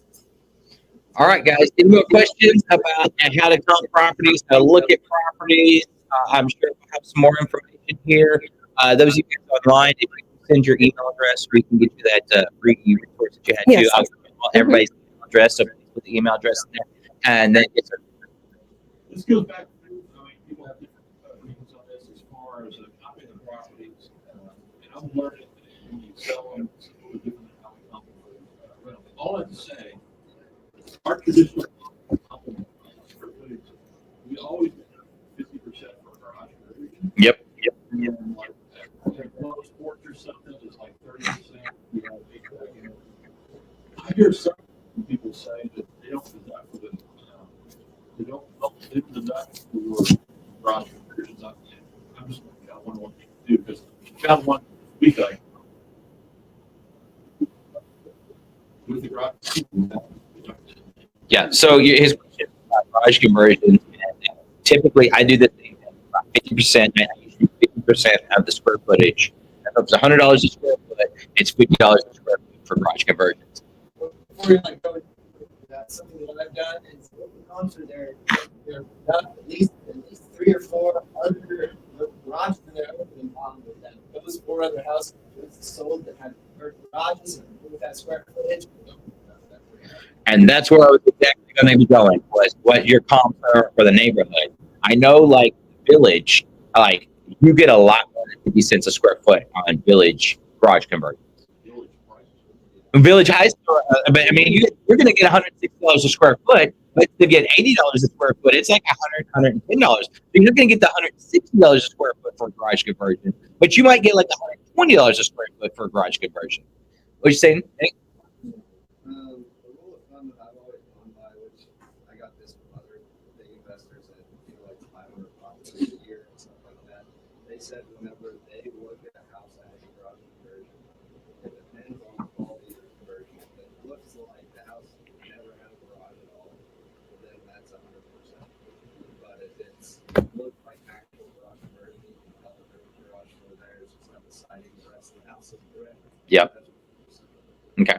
So I think it's saying it depends on how well the garage conversion is done. So if the garage, it looks like it's never been there, and it looks like it is actually part of the house, then he's going to consider that as 100%. And if he's not, and it looks like the garage door is there and just siding over it or something like that, he's going to do 50%. And I'm going to say yes, no. Once again, it depends on the neighborhood. Okay. For those of you who buy out of state, those of you who are out of state, if you are in California, Oklahoma rules don't apply. Okay. It was like, I was talking to a guy the other day about doing exterior dwellings. And he was trying to do place for mom or whatever, doing these extra little tiny houses on properties. And I look at him like, for as far as an investing standpoint, you're paying 110% more because it was like a 0.9% return on investment. So it didn't make sense here. But they're very popular in California and in Texas, where property values are $200 a square foot, $300, sometimes $500, $600 a square foot. And for a single unit apartment, you get 14, 15, 1,600 square feet. And so he's like, where's the areas like that? I was like, well, you can get that downtown. He's like, oh, we'll just try downtown. Okay, pay $1.2 million for the lot. So as long as you got the lot for free, yeah, it makes sense to go build these little tiny houses downtown. If not, then you want to go buy those condos that you're spending umpteen amount of dollars on. So yes, that is the rule of thumb until it's not. Okay. There's really, you really got to look at your neighborhoods, and you really got to do that. You got to make sure that you're not, like you said, not going over the neighborhoods. One of the first times when I first started, a guy came in here and he was flipping a house across the street from Nichols Hills and was using Nichols Hills comps. That guy took a $200,000 back. Oh, Nichols Hills is crazy. What would you say, sir? On the verticals in Nichols Hills just alone, I noticed that there is a little bit if you look at the vertical street, but it's that's I for that reason. But no, I was going to ask. You're looking at different houses in a given area, and you're looking at say out of 100 plus minus on square footage. If you're looking at the house, you don't have perfect. You all know it's always going to be perfect. If you're looking at say a 40 or 50% larger house, is it reasonable to allow that even if the square footage is within reasonable, like within a reasonable, say we're looking at 150 per square foot area, significantly on work, it's sold for a lot more. It's 100 per square foot. But also, this little house, 800 square foot, also 130 per square foot. But what do we think of that? Well, first off, you look at the time when it sold. Make sure it didn't happen during COVID. People had stupid money. It was just throwing money around. The second thing for me, when I'm flipping houses, I look at the top clump in a neighborhood. And let's say the top house in this neighborhood has been $200,000. And I got it's $120 a square foot. Let's use round numbers. So $20,000 a square foot. And all the houses in this neighborhood are 2,000 square feet. So $200,000 house, right? That number. And now I've got 3,500 square foot house I'm flipping. Okay? Yeah, no. I've got a 3,000 square foot house. I can't use that same comp. So what I'm going to look at it is I'm going to say, I'm going to comp that house at 200, plus I'm going to add about $10,000. And that's it. Now I'm going to put it on the market for 250, 300,000, but I'm only going to assume that the market's going to sell for a certain dollar amount. And I've seen this happen over and over again, and I am right there. I just got burned on this not too long ago. I did the biggest house in the neighborhood. I did a burnout renewal, and that house I was supposed to make $110,000, and we made $3,727. $3,727 is what we made, and I honestly think there's probably a couple things in there that didn't get done. I probably got more like $1,000. Dollars I made on it. I was supposed to make about 100, 120. I figured worst case scenario we'd spend somewhere like that. And part of the problem is I had the biggest house in the neighborhood, and I knew I had the biggest house in the neighborhood, so I accommodated for that. And that's where I was like, I'd probably make more like 140, 150, but I planned on making 110 because I had the biggest house in the neighborhood. Now I bought it during COVID, and I probably could have got those numbers. You probably could have got that. But right before the interest rates dropped, and the interest rates went up. As soon as they went up, my price of my house went down, and so I ended up selling that $310,000 house. I want to say it was like $350. I think for $260, $270 was all said and done. Yeah, and so biggest house in the neighborhood once again, and the biggest problem. Like everybody in this neighborhood, just remember they're flocked together. People want to be like them, and that includes neighborhoods, and includes with everything else. And so, if I'm in a 3,000 square foot neighborhood, I'm typically going to be with people that are 3,000 square foot people. If I'm in Galardia or hanging out in the places, I'm going to want the reason I want that is the status, is whatever it is. And if I'm wanting shooting for Galardia neighborhoods, I'm probably not going to live in a Southside house even if you give me a good deal or anything like that. So, also, like that you were talking about, backing out of the area, I did one last week. The numbers, price per square foot was like $35 a square foot. But since it was the biggest house in the neighborhood, we backed it for kind of like what you did, $200,000. That meant $100. Yeah. It's not going to go. It's not going to. There was one on the south side I looked at, 5.5 acres. There was like 4,000 square foot house. It was on there forever. And I think they wanted like $25 a square foot. And it just never sold. I mean, it was on there all the way through COVID. I looked at it, like people kept saying, look at this one, look at this one. I was like, if I wanted to move to the south side, it would have been great. Like somebody who wants to live there. It was 5 acres, had this huge, massive, I'd say it wasn't a house, a estate at the back of the property. It was a beautiful place, but it was like Southwest 33rd and 10 or something like that. Like right in the hood. And it's like, and they just couldn't sell it. And it went on forever. Yeah. So any other questions about comping properties or anything like that? I was going to say, you guys brought up the ADU thing. I've been to a couple of the meetings about those. If people in the room are interested in that, you want to make sure that if you are going to buy those properties to resell them, you want to make sure they're zoned R2, because if not, your appraiser will not count that as like livable space for your house. So you won't get credit for it. It has to be an R2, from my understanding, and Angelina verified that for me. They are allowed. They are, yeah, they're allowing them in all the zones or what have you. They're just now trying to create new language for them. We have some that are already existing that are going to be grandfathered into this new zoning code that they're creating. It's not a guarantee they're going to actually make it. I know one of the questions that I had was, were you people be able to build like 2 tiny homes or 2 small ADUs on one property? Because currently you can't do that. You have to go through the lot split process and all of that. That you will be able to build type of home too on one lot. So they're trying to. It's another way to combat the housing issue that we have here. So that's one big issue that they're trying to alleviate. But I just want to let you guys know. Make sure if you're going to resell those properties that they are zoned R2 for the appraisers line. That's a federal thing that they're not able to actually count that into your square footage of your home. I'm going to tell you, there's a lot of people doing it right now. I have 4 letters in the last 30 days that I've gotten from the city where they're trying to rezone properties that are next to mine. Mm-hmm. So, and like, I'm not going to go to court and fight, anything like that. They have to go through the process, and 2 of them are next on one of my properties. I guess both sides of them are trying to add on these EDUs or adding. They're trying to add on things. And they're a big project. Yeah, like Absolutely. Oklahoma wants it, and they are pushing for it. I've talked to several people. Roger. And Roger's one of those guys that I asked him about some of these things, and he was like, "Oh yeah, Oklahoma's really pushing. We want more housing. They need more housing. They need more affordable housing here." Well, of course, there's money and no parts. Okay, well, here's the thing. It's the government. So, of course, they're going to make things easier in their minds because they're not real estate investors. And, of course, they're gonna make things, there's so many things that can make easier where we can do affordable rents, but they're not going to do that. They're going to do it from their political office or whatever, and they're like, oh, let's go add it more affordable housing. But let's face it, we all know those units are going to cost us. Have you priced tiny homes?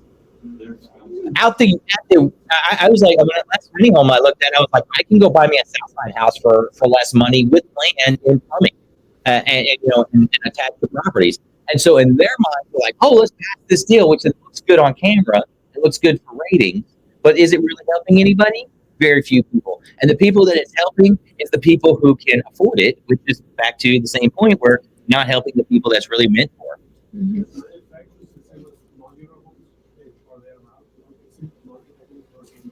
I don't know what the difference. I don't know what the rules So are. nothing on wheels.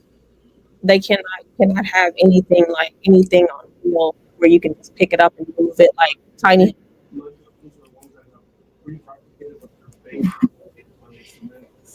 Yeah, you have to. From my understanding, when we talked to the city about it, because we were thinking about doing that at that time, that they may have changed something, but you need to actually.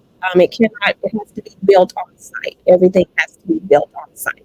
Yeah, you can't move there. From my understanding now, again, things change all the time. But the way we tried to do it with the city, they said no, it's built on site. The last one I did was like that was a trailer park, and they put modular homes in the trailer park. You know, the entire trailer park. There's like 7 trailers, all modular. Yeah. You probably doesn't know this, but trailer parks are like magnetic tornadoes. That's why they're making it illegal, so we don't have the tornadoes. You got you. I they're gonna back down off of some of those things because I know that right now there's a group out of, I want to say it's Kansas City, Missouri. They are actually trying to petition to get a nice amount of tiny homes built right next to 4th Street Housing Authority office, that big vacant field that's right there, and the residents they are kind of pushing back on it a little bit for a few different reasons. So I don't think it's not coming; it's coming because they need a way. Because it's like on November the 1st, the laws that are getting ready to change, it will almost be a crime to be homeless here. So they don't have anywhere to go. They need places to stay. Mhm. A lot of people don't know who their city councilman is or who their local representatives are, and that's where we change. Yeah, you got to go to the meetings. Foundation laws right now that are limiting senior housing. Yeah. Yeah. Things we can do in that when the laws permit us to do it. And so we can be the ones that are talking to the city council. That's right. Here's all I'm thinking, I try to do this, is good for my community. That's right. And Absolutely. those kind of rules are the ones that can make some changes. Absolutely. All right, guys. Everyone. Almost homeless. Yeah. So they're not going to allow them to camp out like they're running them out of camps and things right now. They're not allowing them to like lay under the bridges. If you notice, some of the highways that you go under now, they have the big cement, like where it was nothing but just the curb. You turn the corner under the bridge, and that was it. That's to deter them from staying there. So that's going to become an issue. What? I'm sorry. California. I don't know. Are you asking me are the individuals? Where are they going to get? Yeah, they're supposed to start, I guess, taking them to jail, arresting them. I don't Well, know it's going to how go. It's going to go back to it. It's not like before they used to hide in the ditches and used to hide. Now they just come out of the ditches and they sleep on the curbs. So now they just go back to the ditches and go back to where they're hiding. Like it's not going to. It is. Oh, it is. It's getting worse. It's getting bad. Really bad. Well, one of the biggest reasons was the marijuana. Unfortunately, the marijuana came in and everybody was like, "We're gonna go to Oklahoma. They got jobs. We'll just go cut bud." And like any of the homeless people I talked to that's transported, most of them to Oklahoma because they thought they were going to get a job making $25 an hour cutting bud, and they're going to sit around smoking weed all day and live the life of a dream, is what they thought. And then they got here and realized they had to have licenses and things like that, and they weren't going to have the same living situation. So like, well, oh well. So, but there's a lot of people, a lot of the homeless people moved here for that reason. And the other reason they moved here is because we legalized a lot of the drug activity. And so you have to realize that getting caught with meth pipes and things of that nature is no longer a felony anymore. And so a lot of people moved here for our drug laws is the reason they moved here. So that's a lot of people I talk to. Yes. I've noticed when the assessors website on their costs, can compare it to Zillow, a lot of these people are asking for. There's a big difference. Yes. I know you already looked at this, I just missed it maybe. Which one do you want to go off? You want to go off see on Zillow? Oh, it's a good thing. Okay, am I buying or selling? Mm-hmm. Well, then I'm going to go with the cheapest one. Okay. When I'm selling, I'm going to go with the highest one. I mean, it's going to help you with your exit strategy. And what I'm trying to figure out why okay, it's this is what it's going to sell for, but you know what the estimate. halfway. The estimate is like estimate. You know, it's just a general ballpark. Now you go down, drill down, and go get your own comps. Go look at what's actually selling in the neighborhood. Go look at the last 6 months to a year and go pull your own data and go look at it. Go pull it from Zillow, Red, and County Assessor. Go pull 3 or 4 different ones. We're not talking about making buying a candy bar here. We're talking about buying a $200,000-$300,000 house, $100,000 house. We're talking about buying stuff that could literally take you under if necessary, or could take you under. So make sure you guys are pulling your numbers. Make sure you guys are working those numbers. Pull it 2 or 3 ways. Go talk to a realtor. I check a realtor before I go do it. I'll have 2 or 3 different realtors that do it. So, and then I go find a realtor I like, and then I trust. Is that something as a realtor you got to sell a house to make a living? At what point do we become a difference asking you to help us research houses? Well, you know, some people can be excessive, uh, and never just ask me for a lot of advice, a lot of questions, and then they go off and do it on their own. Or Yeah. when they get to a bad spot, they call me up. So I think both sides need to provide value in some type of way. You know, I think that it's not just a one-way street where you call a realtor because we are doing this for work. We have to feed our family. Yeah. So yeah, people will call and can you run this, can you do that. And a lot of times some of the articles and things that you read online, it suggests that you go and talk to a realtor, which is the funniest thing because you have not gone into any type of agreement with them. You know, you guys know about that new NAR thing, right? Where you have to have that signed agreement before we can open any doors for you. Yeah. So it's getting serious out here for sure. If you don't know your way around and you need help getting values, it's probably wise to buy lunch or a cup of coffee for a Yep. reason. See, see what the thing to do support your business and what you can do. Yeah. You guys ever have bad contractors? Ever have a contractor do a bad job? Okay. Have you ever had a bad license contract? Never. Yeah, never. All right. Same thing with realtors. Like, just because they're licensed doesn't mean they're good. So do your own research. I mean, Tiffany's busy. She might not be able to help you. Maybe she's going to be your person. Maybe you two get on. She's like, wow, look at that a-hole. I never want to work with him again. You know, hey, whatever the case is, you know, maybe your type of personality is going to click a little better. Maybe something. Who knows? I've got people that I've worked with in the past, and I've had somebody like, hey, you got to go use my realtor. She, whoever is amazing. I've used them and been like, wow, I will never go. I want to go through that experience again. And this other person uses them for all their deals. And I'm like, doesn't make sense to me. Same thing with contractors. Like, you have to find what works for you, and you need to know what they're looking at. There are some people who just sell houses on the MLS, and there are just people who just sell nice houses, and they are. And I love those realtors because they know all the people are buying nice houses. Okay, then there's also people who will climb over the roaches and go deal with the stuff and go deal with the junk Squatter. and squatters and all those other things. And those are the people. So we need all everybody for different situations. I mean, even Doug's useful. No, I'm just kidding. Sometimes Doug's even They're useful. not all- But All I was gonna say is, and I'm licensed as well, most realtors don't understand investing. yes, And so Tiffany understands investing. Yep. Understands investing. So if you're picking a realtor, you have to pick a realtor that understands investing. When we talk about our offer, we're gonna offer what we gotta do. I mean, their eyes glass, so they don't understand how we make money. yes, yeah, absolutely. Yeah, I like the ones. All right, guys. Last set, turn it over and talk a little bit about. I want to talk a little bit about your passion projects, that affordable housing. Talk a little bit about what you're doing and some of your projects, guys. Manny, you're really going to enjoy this. That's some of the same stuff that you do there, just in a little bit different. Manny does, and you do for what? Veterans.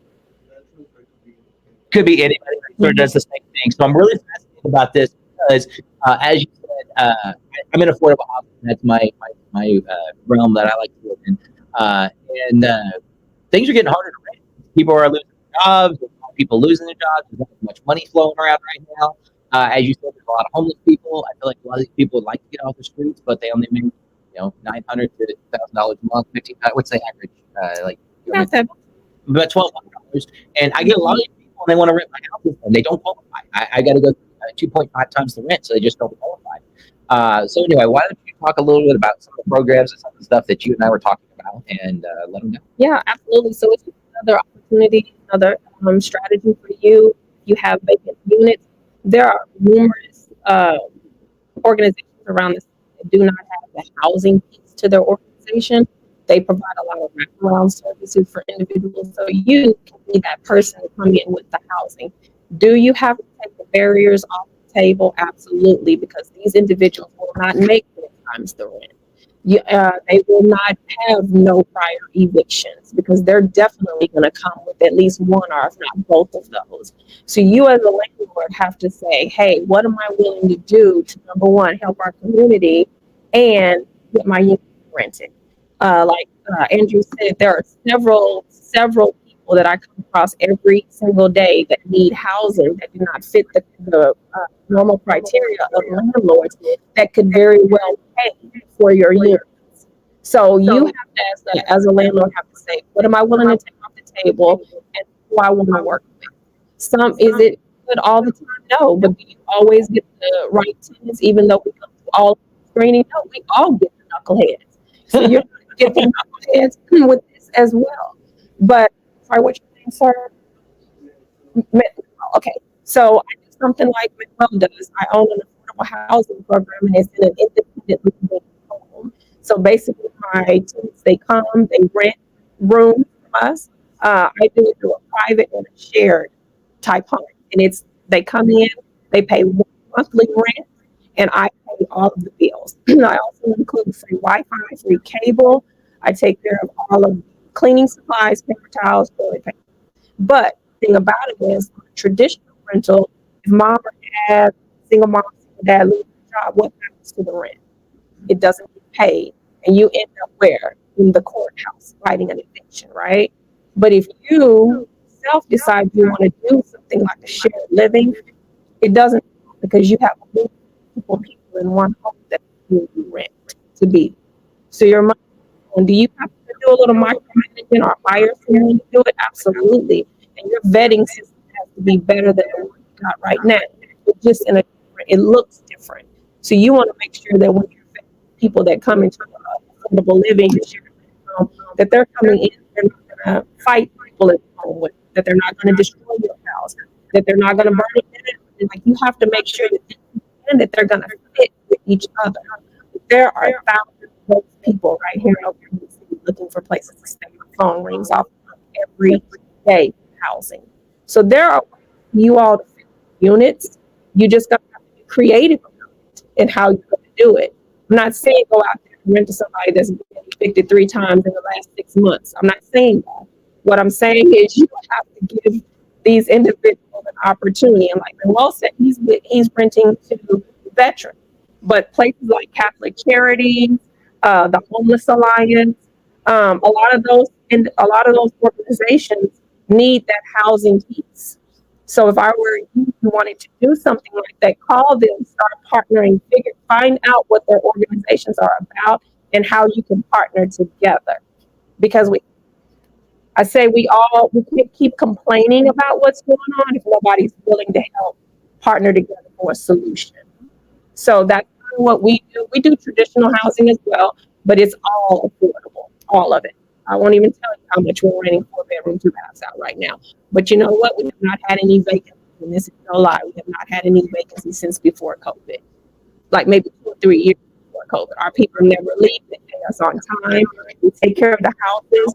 My vetting system is next to none. Can't do that. It won't let us. So what is, so I talked to Catholic Charities. I talked to Homeless Alliance a while back ago, and I don't know why. I just never could get an interview with them. Like, I went there and sit down, had a whole interview with them. They supposed to come out and look at the property. I did the same thing with Homeless Alliance. After I talked to you the other day, and I talked to, I forget the lady who was running it. And so no, and we haven't heard anything else from them. So is it like I'm supposed to be doing? Sometimes you show up. You know, like I can't tell you how many times I've showed up with boxes of donuts and a box of dough. It gets you indoors. Like it's going to be about relationships in this housing, this part of the housing game. You have got to let people know. Like you have to think about the individuals that are working, these case managers, these people that are running these departments. They have hundreds of people that they're managing, or thousands of people in their organization. So you have to be the one that kind of keeps making those phone calls, keep sending those emails. If you got a personal virtual assistant, let them do that. Let them be the people that make. That's how I was able to get my name out there. Is that I have a virtual assistant. They call churches, they call hospitals, they call because they're go to hospitals when they're ready to be released, have nowhere to go, and they can very well rent. So I can't tell you, we feed homeless every Tuesday night. I can't tell you how many times we've had people show up in literally in hospital gowns because they let them off and they give them what you call a street sheet, which is just a sheet of information. It's no shade towards them. That's just all that they can do. They can't house them in the hospital. You see, so there are opportunities if you're willing to go down that path. Please get in contact with me. I'd be happy to have coffee with you, lay it all out, let you see exactly how it's run. And again, you do not have to literally house someone that is, homeless per se, if that's not what you want to do. But you have people, how many of you guys are familiar with the organization called Pivot? It's over on 50th. You guys know that they have several tiny communities. When those individuals age out at 24, they need a place to go. They need somewhere to live. So you can partner with people that have already shown themselves to be good tenants. They're paying, even if it's just $200 a month, they pay it. And you guys know that if it saves that money for them, give it back to them when they turn 24 and they leave, so they have money to pay.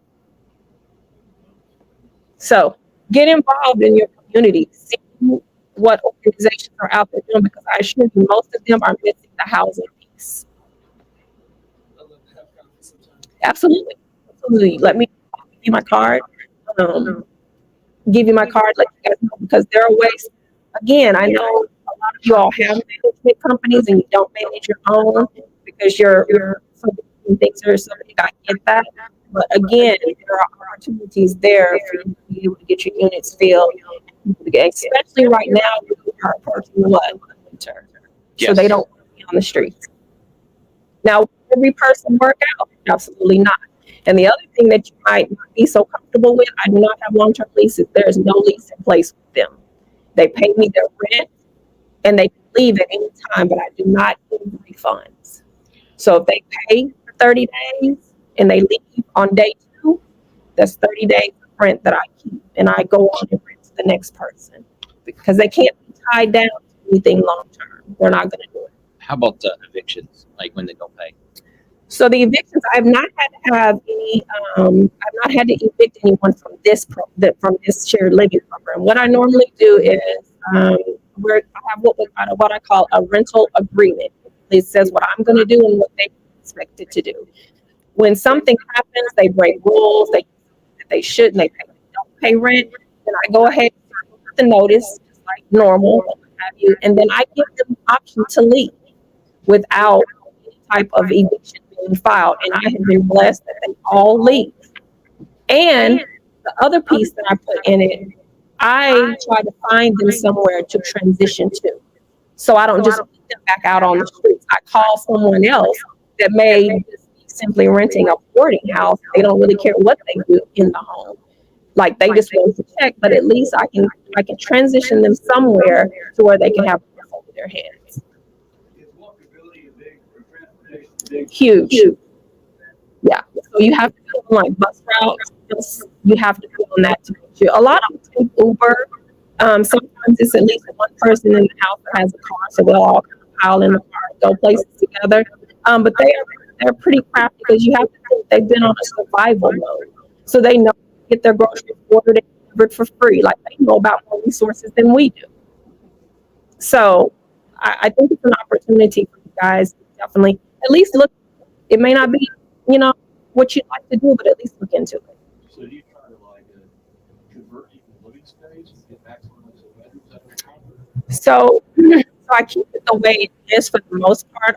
With my women's house, so I have a whole men's, all women's. I don't do co-ed. You do co-ed, yes. You vet your tenants right. You can do co-ed. I choose not to do it. But in my women's home, I had an oversized den. It was originally a bedroom, but it was a 1,300 square foot house, and there was only 2 bedrooms there. So I converted the den into an oversized master suite, and you can either rent that separately to one person because it has a bathroom in it, or you can rent it to 2 people. But it's large enough to put 3 or 4 twin size beds in it. But I only have 2. So these are still like ARV properties. Absolutely, yeah. Because you're only providing housing, you're not providing anything else. Do you rent it out by the bed? You rent it out by the room? So I rent it out by the room. In my private rooms or my suites, I rent it out by the bed in my shared. In my shared, I only have 2 people in my shared. So technically, my 3 rooms, 1 or 2 baths, it's only 4 people, up to 4 people that stay there. Because I have 2 people in the private rooms, 1 in each room, and then I have 2 in my shared. So usually, I stay about 4 to 5. I would not staff people. That's going to be a mistake. a lot of wear and tear on the property. Whether it's you or somebody else that's managing that, you can be there every week, every day of the week, because you can stack them up. Again, it's an opportunity for you to be able to What do get, you mean stacking them? meaning you can't have 6 people in one house. Like, you don't want to have 2 beds in all 3. Gotcha. You could, but I thought you beds are okay. no. Okay. Well, stacking. No. I'm like, yeah, I'm just ahead of my mind. I'm like, No. 1, 2, 3, 4, 5, 6. Hey. No, Jeremy's been over to my women's house. He helped us get it together. He helped did all the painting. They just were power washing the other day. So Yeah. he can attest they're very nice. I've never seen any drama when he's there. What are you getting for your, like, what do you get for per bedroom or per bed? So my beds start out at $580 a month. And that's in my shared rooms. My private rooms are at $680 a month. My utilities, because we pay all the utilities, so it's a fully furnished home when they move in, and they have everything that they need, except for they have to provide their own food and their own personal items. But we partner with organizations where we can help with that as well. But I would say the utilities, because we control them. We control the heating and air. We have a Nest system. I control it all from my phone. The entire property is monitored with cameras. So to make sure nothing is going on, do I monitor them 24 hours a day? No. But if something happens, at least I can rewind them and review the cameras. Are the cameras inside, outside? Both. So they're in all the common areas of the Bathrooms, home. make sure you put them in the bathroom. No. If you want to go to jail, put it in the bathroom. Yeah. Not No, the in bedrooms, all the common areas common of the areas. home. Okay, yes. Making sure you guys know that's not Yeah. acceptable. And then we have an alarm company that monitors the outside. Do they pay online or they pay? We have a little bit of both, because we have some senior citizens that don't like the whole electronic thing. So I literally have to go and pick up the rent from them. What would this work in like apartments? I've got an It apartment absolutely building I'm would. thinking about right now. That's, I mean, as far as these numbers go, I mean, I'm paying probably about all bills. I'm already paying the water. I only have to add in cable and Yeah. Now the cable is a choice. or the internet. Add in the internet. Internet is something that you definitely want to have. But my cable is not like Cox cable. It's Sling TV. It's Sling TV. So I don't know if you guys are familiar with that or what have you. But you want to run it so good that the people in the neighborhood don't know what the house is. Then that way, you don't do it in HOA. Do not do it in HOA. But somewhere that does like allows you guys to have Airbnb, that type of stuff. That's because technically you're not setting up for a short-term rental, so you don't really have to have any licensing or anything like that. Because your intent is for them to stay. If they choose to leave, that's their choice. What did you say on a private room? 680. 580. Yes. Hey, Tiffany, I'm doing the math on that just with more ignorance than college. And because you have a holding cost every month, is there a break even, like the free in, break even, we're going to break them up? Well, it's the same as anything else. You just want to make sure that you are covering all of your bills. Because after you kind of go for, I would say like our water bill in our women's house is probably at about $120, $115 a month, depending on gas and what time of year. But the bills are not out of control. So you can control a portion of that as well.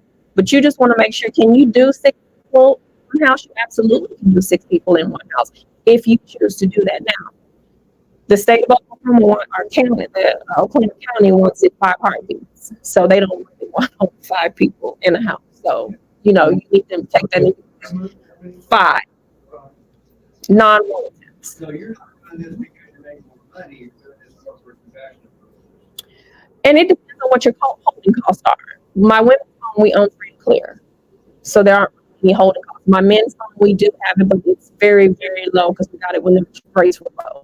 I guess what I'm asking, what I should have made even clearer, you're not making more money doing this than you would renting a single family home, or are you making? Oh, no, you make more money.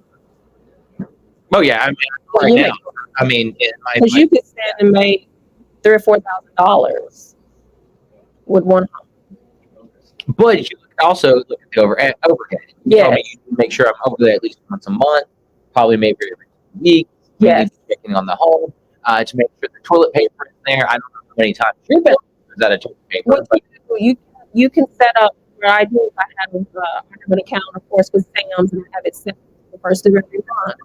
The will tell me what they need, and then I will just have it delivered. Like most of the things you need to do, like day-to-day operational type stuff, you can do online.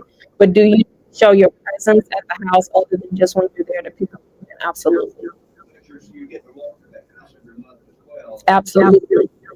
Something those landlords don't do. Yeah, yeah. I walk traditional. Like I have one go in them every month. So you provide like furniture, common areas, Mhm. anywhere. Everything. It's like a fully furnished, So it's like an Airbnb. basic. And that men's home is actually getting ready to go be set up as an Airbnb. And then I have this program started doing it. You take deposits from it. I do. And you can make that whatever you want it to be. And I don't call it a deposit, I call it a non-refundable move-in fee. Because when they move in, they is that is left that particular room is just not enough time to wash sheets and comforters and all that stuff. So I just basically remove those things from the bed and then I donate them to some organization that needs something like that. And then that move-in fee pays exactly that. For them to move. So it buys their comforter, their sheets, their towels, their pillows. Really, to be honest with you, a lot of them take it anyway. I was gonna say lost and broken legs and so forth. But that was Yeah, absolutely. what do That's you how you replace things. what do you think you're spending on like kitchens and stuff like that? Or do you have like a idea of what you're spending per unit to get them set up? Um, I would say with the men's house when I set it up for the Airbnb, I had some of the stuff already, but I would say we were probably out somewhere 5 to 10,000 we were out. 10K is about an average for an Airbnb. Yep. Yeah, we were out about 5 to 10, and it was really, it was really set up nice. Now, when we decided to start doing the affordable, the shared living, we took some of the nicer things out of the house and sold or what have you. But yeah, it was about 5 to 10. Okay. Do you have a bunch of employees? Yeah, we have. And that's the thing. You start valuing, you want an even mixture. So you don't want 4 people that are all in SSI or SSBI because what do they do? They're going to be at home all day, getting on each other's nerves, running up all the utilities. So you want, then another thing that you also can think of, we have a lot of like wellness centers here. I don't know if you guys know, but the membership there is $5 a month. I'll pay $25 for them to go have some activity in their life. So that's just another community that you offer when they come. And everybody doesn't do it. It's not mandatory. I don't have curfews and things like that. They go as they please as long as when they come in, whatever they don't bring it back to the house in any form or fashion. So they can't come, and get high in the house. You can't do any of that. What if they do? Then they have to be discharged to another program that will allow them to do that. Okay, how many chances do you give them? Because I just feel like that's a problem. I don't. Well, it depends on how hands-on you want to be, or if you hire someone to be the hands-on person for you. But I have not really had a lot of issues with that. And believe it or not, they really, when they know that they're wrong, they don't really fight me on leaving because I make it easy. Like I'm not throwing them out of the street. We transition them somewhere else. Yeah. So I've never been to an eviction with any of the ones in this shared living. Could it be problems? Absolutely. Is it something that should be a concern to just the everyday landlord? Absolutely, because it's a different look of landlord. Yeah, I agree with you 100%. So do you have employees yourself, like property manager? No, I do everything myself right now. Mhm. Yeah, I do everything myself right now. Scaling, that's what's going to be. I will. The gentleman, my friend that taught me said that when you get up to about 10 of the house, you definitely will have to hire someone to manage it for you once you reach that 10. But at 10, you're looking at about 40 people. Yep. So it's a gentleman called Derek Forston. He's in Orlando, Florida. Yeah, and he's been my mentor for the last 3 years. That's awesome. But if you guys have any questions, let me know. My contact information, I can definitely give it to you, and can definitely get you on the right path. If it's something you want to do. Are you available Monday evening? Maybe. And no, I would like to have a Monday evening call, which we do for our students. But I would like to dive down a little bit more on this just for our students, for everybody else as well. We can definitely either this one or next week, guys. Okay. Look out! I will post it to every one of the groups and let everybody know if you're available this Okay. Monday or next Monday. And let's dive down a little bit more on this. Let's talk a little bit more about screening processes and some of the things that you do. This is something that I've really been interested in wanting to start getting into.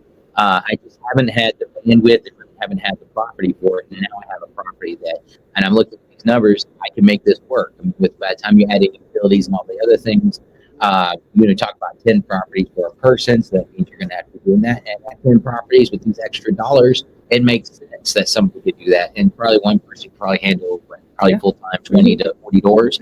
And so that definitely makes sense for me on a standpoint, on a financial standpoint. And right now, guys, I don't know if you guys are having the same problem, but my affordable housing, a lot of my affordable housing people have a hard time renting. I've got a lot of evictions going on right now. I've got more evictions and more people late pays going on right now. I actually had a third of my portfolio this month. A third was late this month. And I hate doing it, but that's $50 and that's all these other problems. And now, I mean, it's at the end of the month now, and finally collected 90% of our rents. And now we're going to be looking at 4 evictions, which in the last 5 years, I've only had probably 1 eviction a year, and now I'm having 2 a month. I do have a bigger portfolio than you do, and then we have a few more apartments. I know I've got some variables, but it's still, even my long-term tenants that have been there a long time are losing their jobs. They're having that problem. One of my tenants has been there for 7 years. With his brother the other day. Over $12 rent increase. I literally $12. He was like, I literally can't afford it anymore. And we're like, we'll keep you at the original rate. He's like, no, I'm already good. And but that was literally like $12. That $12 rent increase. He was like, he was on that deal, like living on his own and moving into a code. Do I? Yes, It's going to get worse. Exactly. And there are things that you can do to make your job easier. Like they're expected to clean the house and keep the house clean. That's why I buy the cleaning supplies, the paper towels, that type of stuff. If they don't clean, then you can choose someone that will clean and you charge them. They happily pay that $25 to get that house clean because they don't want to do it. So again, then I totally would. And I had my cleaning lady over yesterday, and she did not charge me $25. Yeah. So and the girl that we have, she does a really good job, and she's always so thankful because that's the money for her. So and then with them, you say, hey, you want to cut the yard? Here's $25 to cut the yard, or something, because they're always wanting money. Now some people pay them in things like cigarettes and things like that. I don't do that, even though I know they can go buy them with the money that I pay them. But what I'm saying is, like, there are other ways, because a lot of these people, they will come to you and they don't have a set income, but they may want some extra work as well. So other businesses that you own and you need employees, these are excellent candidates because you already know them, you know who they are, you trust them, they trust you. Like, it can just keep evolving to something even bigger than just you rent. Like, and he has units, you have to rent all of his units to this class of people. He doesn't have to do that. He can rent to single moms that maybe don't, have the criteria that they need to move into a traditional place. You can put that, like, I suggest that you mix it up. Don't have all of the same type in one place, whether it be a house or an apartment complex or what have you. You need to mix it up. Because you think about it, if it's one class of people, they all make that same issue. But if you have maybe 2 or 3 of this person, 4 or 5 of this person, you kind of mix it up, it evens and balances things out. So to be clear, you're doing this outside of like the cafeterias with all the lights. You're doing it on your own. You're going out and getting these people It's not enough of a program you have to do. The program you develop, and then you have Yep. In our house. Yeah. to, so it's just like you get more people. Mhm. Yeah. It's called independent living. This will be this will be the new, like when we started it was probably, we got our first tenant under this housing model in December of 2022. We were the 10th state at that time. We have gone on to probably almost 30 or 40 states now that are doing this type of model under the same model that I do it under. But there's no regulation over it. I also want to get that as far As long as you're only providing housing, you're not providing transportation, you're not admitting med, not hiring a nurse, CNA nurse to come in or anything, you are only providing housing. That's it. do most of your tenants have a vehicle? No. So you have to be on the bus line. They have to be. No, it would benefit you as a landlord to be on a bus line where they can catch the bus. Just take a target and you got five. No, so basically and that's another thing, because this type of business, you have to store things. So when people donate, and that's just it. Nobody's expecting you all to go out and purchase all these things. People will donate stuff to you, and they know you are a for-profit company, but their heart and their passion is to, number one, get stuff out of their own house, and then number two, to house the people that need housing. They will donate beds and all kinds of stuff to you. But you need places to store that. So the tenants are not allowed to store their things in the garage. The garage is on what we use for storage. So we're not paying a storage. They don't have access to the garage. No, they do not have access to any garage. So all your washing machines. Yes, in the unit. Yep, they're all in. So basically, just word of mouth. We have our website is getting rebuilt right now, and I'm going to have a place on there where you can go in and see my availability. But basically, it's about making relationships and going out into the community, go to these events, things that are going on in the community, go to the community meetings, and that's when we're going to start being recognized. Now, people, they don't know me as Tifanny Walker, they know me as Good Samaritan Solutions. They're like, oh yeah, I heard about you. You're the person for that does the affordable housing. So it's really about word of mouth at first, but it's like basically guerrilla marketing. You take your flyers and you put them everywhere. Like I'm at the library, I go to the libraries, and the libraries have flyer. Now I go to the hospital. I go to places like, I just formed a relationship with Oak Street Health, because they have, you think that those people are just going there for health reasons, but they have management wherever they management where you go. I'm sorry. Good Samaritan Solutions. Also, I would be by PDAs to have those to Walmart. Things like that. Supplies, paper towels,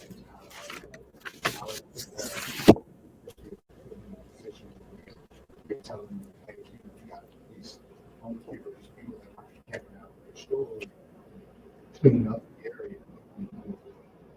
You'd be surprised. They're sending out those letters, donation.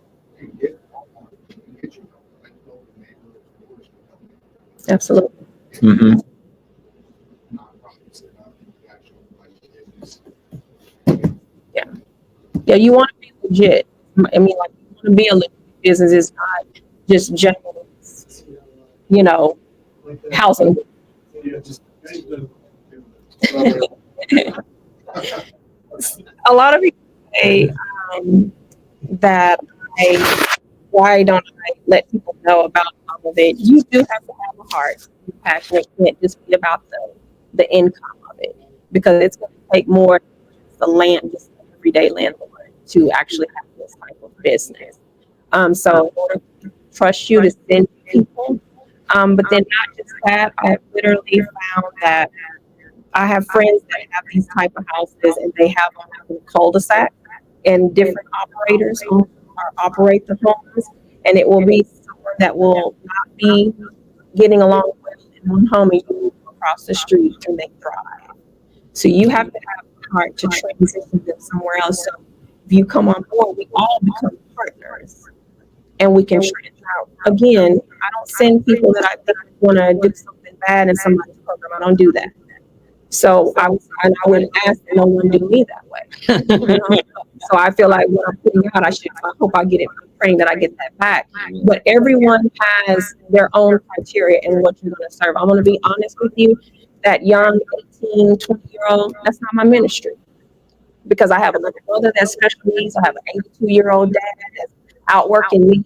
Jeremy knows, he sees him all the time. He's out working me. So I can't devote that type of time to that. And we're not large enough, or we haven't scaled enough for me to be able to hire someone to do that. But that could be somebody in this room or somebody that you know.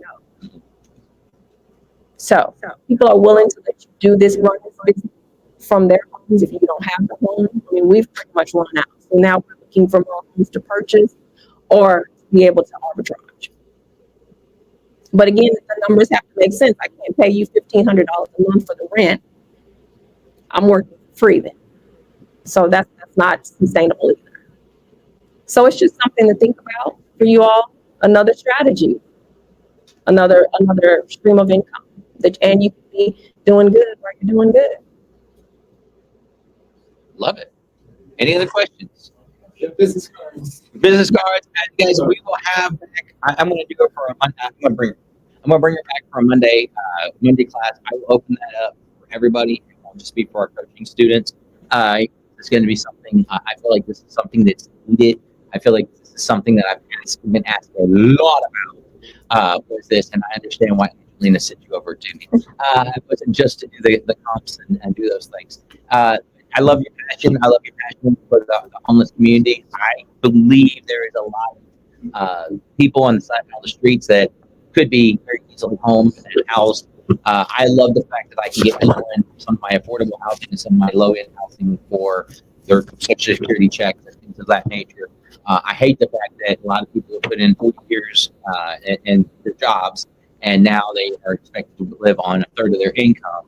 And a lot of these homeless people are literally they just don't qualify for a house. Mm-hmm. I mean, I hate to leave them homeless, but at the same time, I can't change my criteria, and I can't change it enough to get them into a affordable or into a house that they can afford.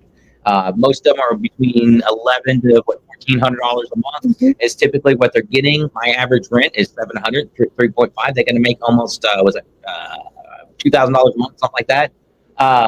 So they're like right underneath that. And sometimes we got to sit over there and dance on the 2.5. It's like, what's 2.4? Let's go ahead and let them in because they're just right there on that edge. And I'm always looking for different ways that we can get people into housing for affordably getting people into houses. I've looked at the box or shipping containers, and I've looked at every single way I can possibly think of. But with the codes and with the zoning stuff that's going on, I have just not found a way to get affordable housing in Oklahoma. And when I say affordable housing, somebody that makes under $2,000 a month can afford to live with a roof over their head and the toilet that they can flush. I'm not talking about, we're not talking about the high-end stuff or whatever, granite countertops. I'm talking about a simple situation where they can go in, live their life, do what they need to do, and let's face it, a lot of these people, they put in 40 years worth of work already. Mm-hmm. A lot of them aren't as blessed as your dad at 80 years old that can still get up and go to work. We've got one guy that's rents from us, and I call my wife's. She's got that guy. He takes care of him, Mm-hmm. and he can't close his hands anymore. He just can't hardly get around. And when one of our houses came available, or one of our apartments came available with a wheelchair access, he asked for it so we could move him over there. And we had to go send a crew of guys over there to move him over there, and he fell the other day. And my maintenance guy went and picked up his dog, put the dog in the house, and had to go take care of the dog for a little bit. And hopefully, he's not back yet. So, to be honest with you, I'm going to swing back on the way back home and make sure the dog's got food. I'm going to go. And that personal connection happens with people. And yes, you do not provide transportation, and you don't provide food, and that. But do I occasionally have to run somebody to Walmart? Or do I occasionally have to run them to the ATM to get my rent? Absolutely. Yeah, you do. Do I occasionally stop by and get them a hamburger at Sonic? I absolutely do. And they, in return, will see the value that you're bringing Doesn't mean that they're going to always do right because they're not perfect and neither am I. Mm-hmm. But again, it gives a nice, pleasant feeling in the home. So if they see that you are literally like trying to make it work for them and not trying to put them out after they don't dot an I across a T, a lot of them don't have a plan B. They don't have family members. They burn bridges, whatever the situation is. I assume there's no children. No, you cannot have children in these homes because you have other adults. So that model will not work. Now, again, with Andrew, he has separate units. So he could do a variety of things. He could, do veterans. He could do a few, turn up adults, like that 20-ish age. He could do that. But I think if he kind of mixes it and just kind of sees and monitors how it goes over time, you're going to have to give yourself at least 6 months to try to see how it's going to, how it's going to go, how you're getting people. And then you turn yourself into, like myself, when I don't have a place or a spot for someone, or they're not a good fit, I put my other hat on and I become a referral agency. So there are people that literally, that's all they do. They never own the home. They never run one, but they are what we call a housing referral agency. And so they just refer out. So they have their VA on the phone every day, all day. So I have people in Florida that send me people here in Oklahoma because their VA is making contacts with people here in Oklahoma City. So, and then you pay them a referral fee, whatever that fee is. You pay them that referral fee. It comes off of the first month's rent of whoever you're letting in the home, and you move forward. Hopefully, you can rent it for a few months. Do they stay forever? No. I have one lady that has been with me from the very beginning, so she's been there in the women's house a little over a year now. But other than that, the average stay is about, I have to be honest, is about somewhere between, I'd say probably 4 months to about 8. But you keep in mind, I got a waiting list. You just start on the person that you know. How long does it take you to transfer? Not long. They can be there that morning and out that night. I can have somebody the next day. I got I flip it. tries to do placements for, I guess, mothers with small children who are trying to get out of the abusive household. Mhm. Like that's kind of a charity, but I've got twice popped up when I've been in tenant search. Mm-hmm. Just like, hey, listen, we'll pay the first 3 months rent. This person's trying to get out. And I'm like, tell me more about it. It Yep. actually find anything. Yep. I had somebody call me yesterday about it. I was meeting with them Monday morning about a family that came here escaping a domestic violence situation. So yeah, you get those phone calls. I've actually called someone that literally, he went to the grocery store, she put her stuff in a bag at the bus station and came here from another state. Oklahoma City was the first stop. She said, wherever the next stop is, that's where I want to go. And that's how she got it. She stayed with me 7 months. Now she's got her daughter back. She's able to live in her own place. Like you're a gap filler. You can bridge them to the next area of their life. So what's the vetting for their finances to qualify? So they have to show me what their income source is. Like I have people that work 9-to-5 jobs. Like when I say 9-to-5, I mean like Taco Bell, places like that. And I don't know if you guys have ran into this. So those type of jobs pay them every day now. Did you guys know that? Yeah. Yeah, I didn't know that until I started doing this type of housing. I do not do daily pay, but I will do weekly, bi-weekly, and monthly. So whatever day they get paid, that's the day the program gets paid. So they get paid, you look for like 2.5 times rent or 2 times rent or? No, because they can pay the rent, just $580, $680. I don't have any, because you have to keep in mind they have other housemates, so they don't have to shoulder all of the expense by themselves. Yeah. You need to do 3 times that amount. Nope. They got to be able to show that they can afford that. Yep. Because you got to keep in mind they're not paying utilities. They're not paying anything else. Most of the time, they only come to They me. got food stamps. They don't have to worry about food. They don't have anything. Only thing that their biggest expense is smokes, cigarettes. I'm gonna tell you now, they all smoke. I don't know what that's about, but they all smoke. They smoke. They in do your not smoke in my house. I provide an outdoor patio, nice patios for them to go out and smoke on. Will they try to do things in your house? Yes, I have a gentleman right now. Full transparency. He's an older guy, 72 years of age. I'm getting ready to transfer him out right now because he smokes in the room and he can't smoke in my room. And he won't stop. How about marijuana with the marijuana license and stuff? I'm going to tell you guys, I've met them come in and do that. I have, and that was against my coaching. My coach did not teach me that, so I did it anyway. Two older, one lady, one man. I let them come in, and it was not good. Matter of fact, that's one of the gentlemen that I'm getting ready to transition. He's smoking it in the room, and then the other lady, she stopped. Thank God. So now I've got both of them. I'm transitioning him out. He stopped, so I won't allow it anymore because they're just going to get high in the room. Especially because most of the people, if it were left up to me, I would bring them into a shared room from the very beginning because I think they need that accountability partner for the first few months. But usually those individuals go right to the private rooms. So again, they're just like regular. They're knuckleheads too that will get in your homes and do things. So you just have to have a really good vetting system because if not, it can turn into a clown show really, really fast. And I would say, if your heart's not in it, don't do it because you'll only make it harder for the ones like myself that are actually out here doing it. Because if you start, if this becomes a big issue, like we're on the news and, like any number of things, people are bringing charges against you, that's going to be a problem. And eventually the city or whoever could get involved and it wouldn't be so great anymore. It would be so easy to house them, should I say.